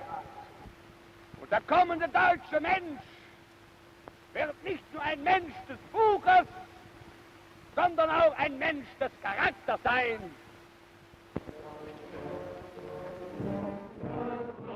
Among the authors whose works are thrown onto a large pyre by Berlin students are the German Jews Theodor Wolff and Emil Ludwig, but also the atheists Karl Marx and Karl Kautsky, along with Sigmund Freud and Erich Maria Remarque, Kurt Tucholsky, Karl von Ossietzky and Erich Kästner.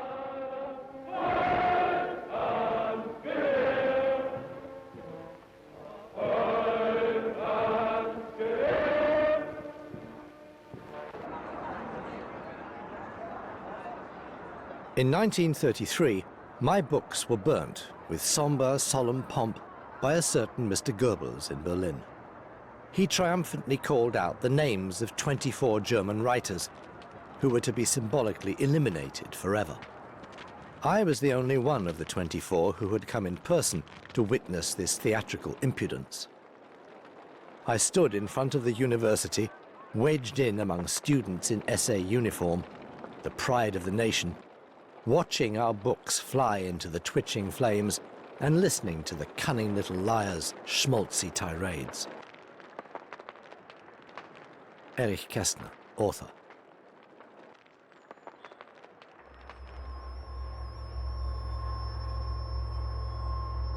It is a strange thought that the essence of a single man can redirect and convert an entire society like a magnet directed at a pile of pieces of metal. Karen Blixen, Danish writer. Anyone who did not fight against the Hitler state effectively served it. Esther, Countess of Schwerin, East Prussian landowner. I, as a natural coward and endowed with an excruciating imagination, kept my mouth shut. Marie-Louisa Kaschnitz, writer, notes. People cling to life. You could certainly go along with it, but you could also keep a low profile and become invisible. Alda Schäfer, writer.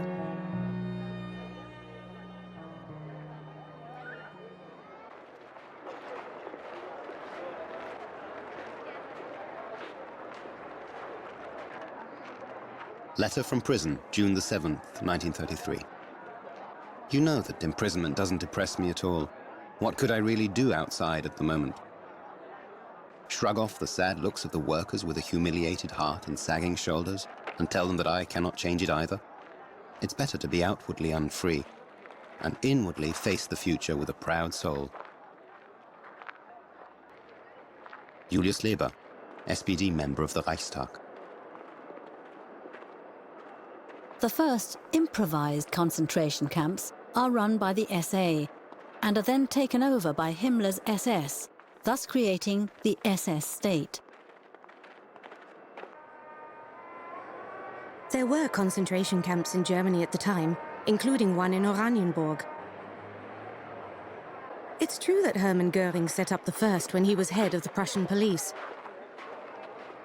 They weren't intended for Jews, however, but for the communist enemies of the state. Emmy Göring, née Sonnemann, actress. When Himmler requested that I join the active SS, the guard troops of a concentration camp, I had not thought about concentration camps. The term was too strange for me. I had no concept of what it was. Rudolf Höss, member of the SS.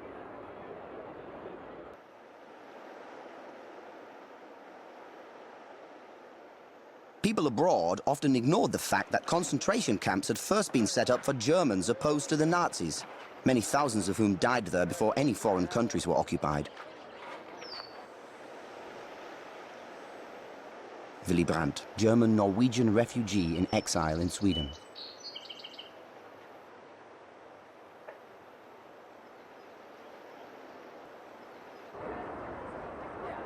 National Socialism is nothing new. Just the faithful, old, supportive, noble German manner, which has been buried for years and has been brought back to life by our Führer. Maria Engelhardt, NSDAP member, Duisburg. That's why I want to pray to God on my knees every day, that Hitler, who we need so much today, stays healthy for many years. Wilhelm Meyer, NSDAP member, Kaiserslautern.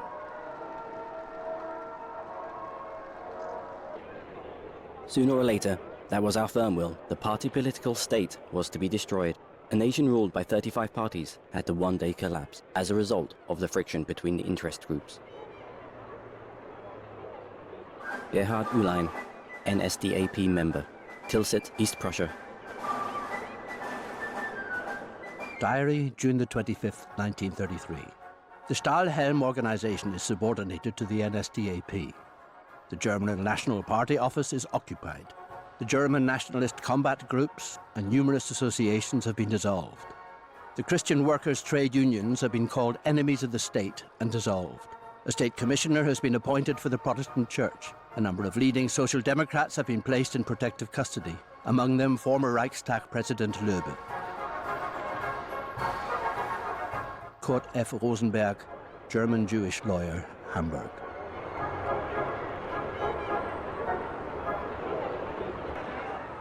On June the 22nd, 1933, the NSDAP Reich Interior Minister, Wilhelm Frick, declares the Social Democratic Party a subversive party and an enemy of the people, which results in its dissolution. With the arrest of 2,000 officials by the Bavarian political police led by Himmler, the end of June sees the demise of the Catholic Bavarian People's Party, which is dissolved on July the 4th. One day later, the Centre Party, the last remaining political party besides the NSDAP, is banned. On June the 14th, 1933, the law against the formation of new parties ensures that the NSDAP remains the only authorized political party in Germany.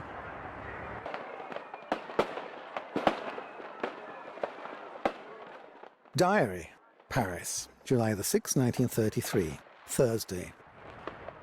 To Gare de l'Est, from where Countess Kaiserling left for Germany. Her husband Hermann spoke very interestingly about the Nazis and Hitler. Hitler, whom he studied carefully, is somebody who seeks death, and thus embodies a fundamental characteristic of the German people.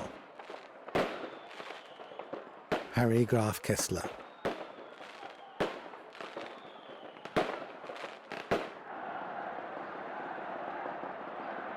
Pageant in Schwelm in May 1939. The Germans are still daring enough to put on a parody of the Führer.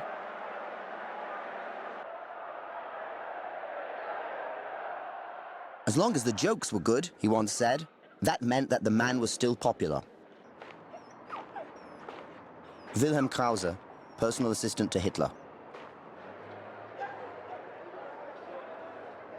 He had such a natural sense of humor.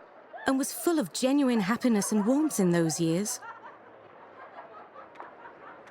Emmy Goering. As an artist, I was able to get to know him privately. Good-natured, with a sense of fun, receptive to harmless jokes from others, himself humorous, and with a lot of self-irony. Albert Speer, The Kranzberg Protocol.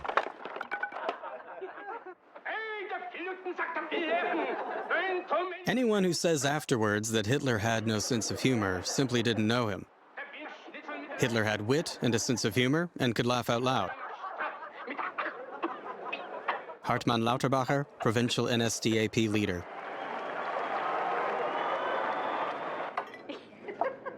Hitler's laughter always had a touch of scorn and sarcasm. It revealed traces of past disappointments and suppressed ambitions. Paul Otto Schmidt, interpreter for Adolf Hitler. During the party convention, I had seen him laugh heartily at least a dozen times. He would throw back his head so that a lock of hair fell over his left temple down over his eye. Still laughing, he would shake it out of his face with a jerk of his head, or he would push it back with his hand. William Shirer, U.S. newspaper correspondent to Berlin. Diary, Wednesday, August the 30th, 1933. In the evening, I listened to Hitler's magnificent reception in Nuremberg. Speeches, fanfares, singing, all broadcast perfectly. How must the simple musketeer of the World War feel now? He remains the simple man of the people. Henrietta Schneider.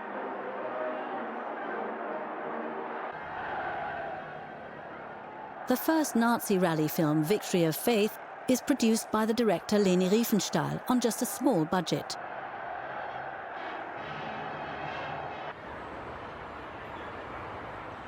When I watched the film at the cinema, I was anything but happy. What was happening on the screen for me was just an incomplete patchwork, not a film. But it seemed to please the audience, perhaps because it was more interesting than the usual newsreels. I certainly did not watch it a second time. Hitler and the party bigwigs were also thrilled by this film, that only runs for an hour. Leni Riefenstahl, director and actress. What was new in Nazi Germany was that Hitler's fascism used all the possible forms of a reign of terror and human liquidation with utter ruthlessness, increasing technical perfection, and German thoroughness.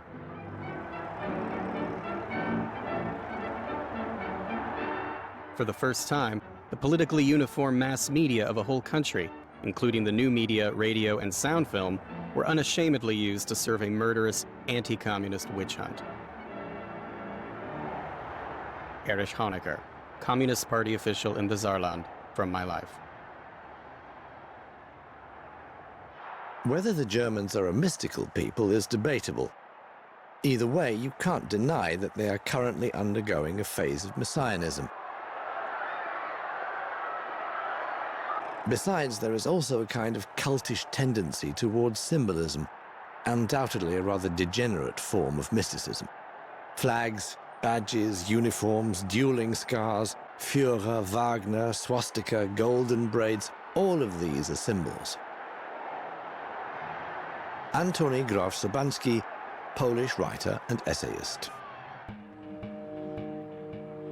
Campaigning in a working-class district in Hamburg-Altona, the NSDAP are courting the workers in particular. On November the 12th, 1933, Hitler calls new elections for the Reichstag. Only candidates from one single list are admitted, which is advertised with the slogan, "With Hitler against the armaments madness." The new Reichstag has 661 members and no women or Jews. Only 22 members are not from the NSDAP. Up until 1934, the Communist and Social Democratic parties were still a power. On November the 12th, 1933, on just one street, Rheinische Straße in Dortmund, 2,000 voted no. Hitler had linked this Reichstag election with a referendum on the withdrawal from the League of Nations. Anyone who came to the polling stations received a yes pin, which was intended to exert psychological pressure on the voters. Nevertheless, more than 2 million Germans didn't take part in the election, and over 3 million voted no. Erich Honecker.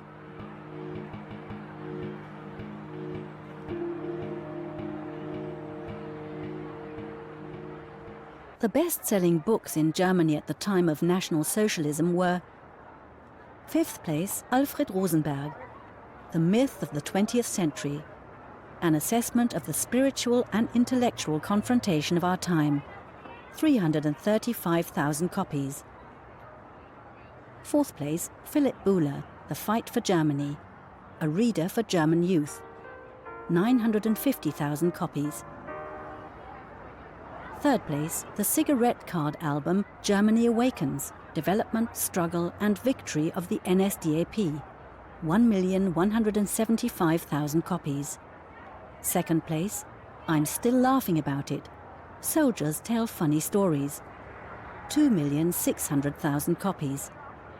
1st place, Adolf Hitler, Mein Kampf, 12,450,000 copies.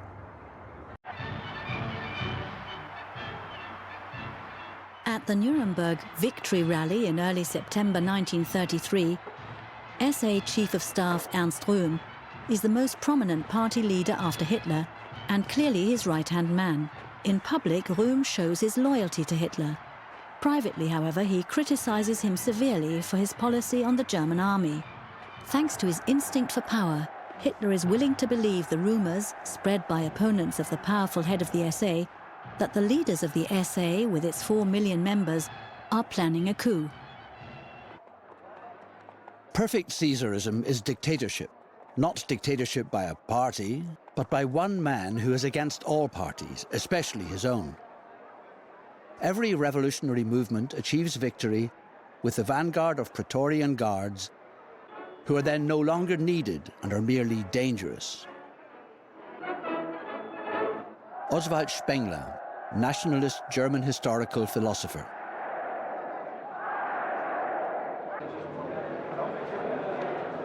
During the first half of 1934, I had repeated meetings with Hitler regarding the financing of the SA. Röhm took regular part in the talks. Although the discussions between Hitler and Röhm were carried out as between old comrades, you could detect tension in the background. Lutz Graf Schwerin von Krosigk, Minister of Finance. Diary, Berlin, June the 24th, 1934. Politically, it stinks. Nobody knows why exactly. A power struggle is impending between the SA and the SS. Erich Ebermeier.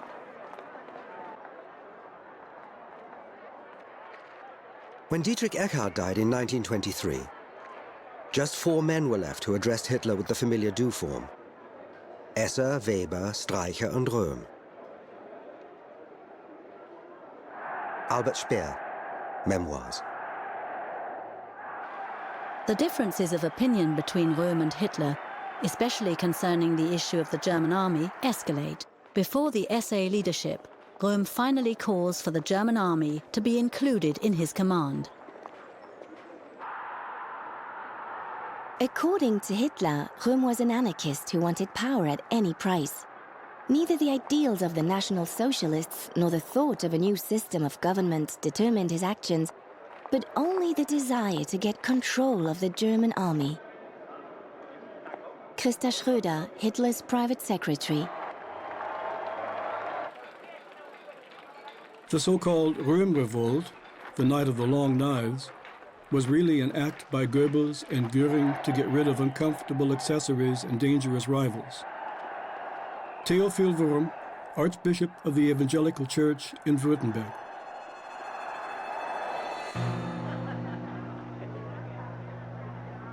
Diary, Sunday, July the 1st, 1934. Mutiny of the SA leaders in Munich, with Röhm at its head. Hitler himself helped arrest the gang and had them shot. Henriette Schneider. Bit by bit, the news of what was happening trickled through until late that evening a full official account was issued.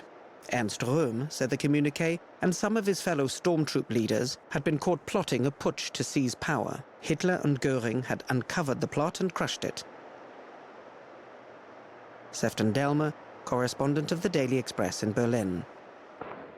The violence of the Night of the Long Knives is carried out by the SS on orders from Hitler and Göring.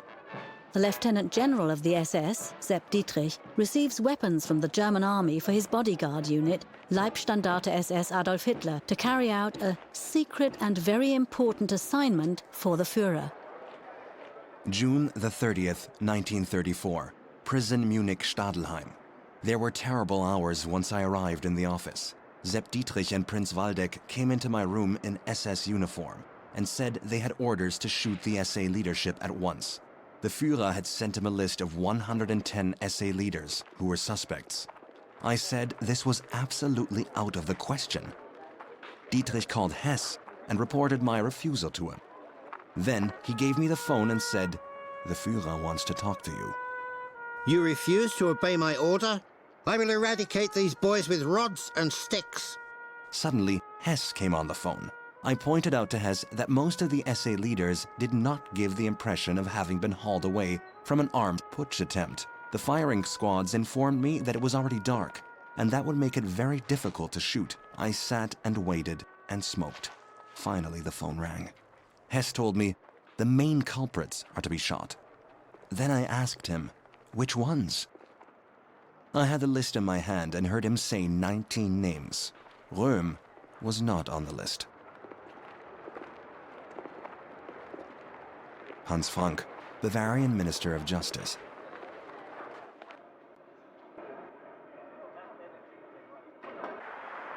On July the 2nd, Hitler announces the official end of the purge in which between 150 and 200 people were shot. Röhm was one of the last victims. He was shot on July the 2nd, 1934. Hans Frank.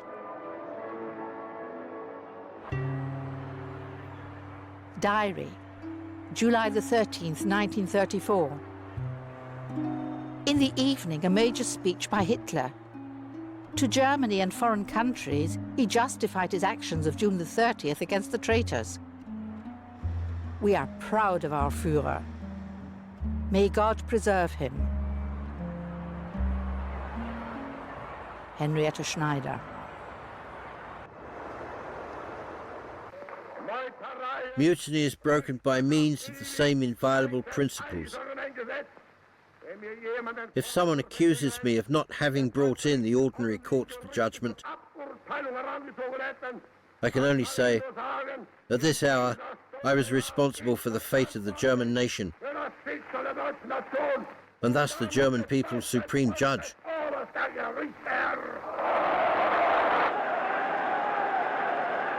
To crush the alleged revolt by Röhm, Adolf Hitler uses the services of the SS, whose leaders have already brought the police almost entirely under their command. The SS, which was formerly still affiliated with the SA, is rewarded for its murderous service. On July the 20th, 1934, Hitler decrees, "In view of the great services of the SS, particularly in connection with the occurrences of June the 30th, 1934, I hereby promote them to a self-contained organization within the NSDAP." Adolf Hitler. With that, Hitler has forged the decisive weapon of his state. The SA becomes a kind of folklore club for the NSDAP.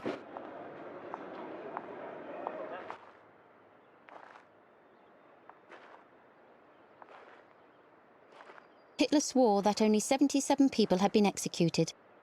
It had been unavoidable that some were shot by accident. Like a certain Willi Schmidt in Munich, for example, the SS were in a hurry to shoot the first Willi Schmidt they could find, without court proceedings. You have to consider how many Willi Schmidts there were in Munich. Friedlin Wagner at boarding school.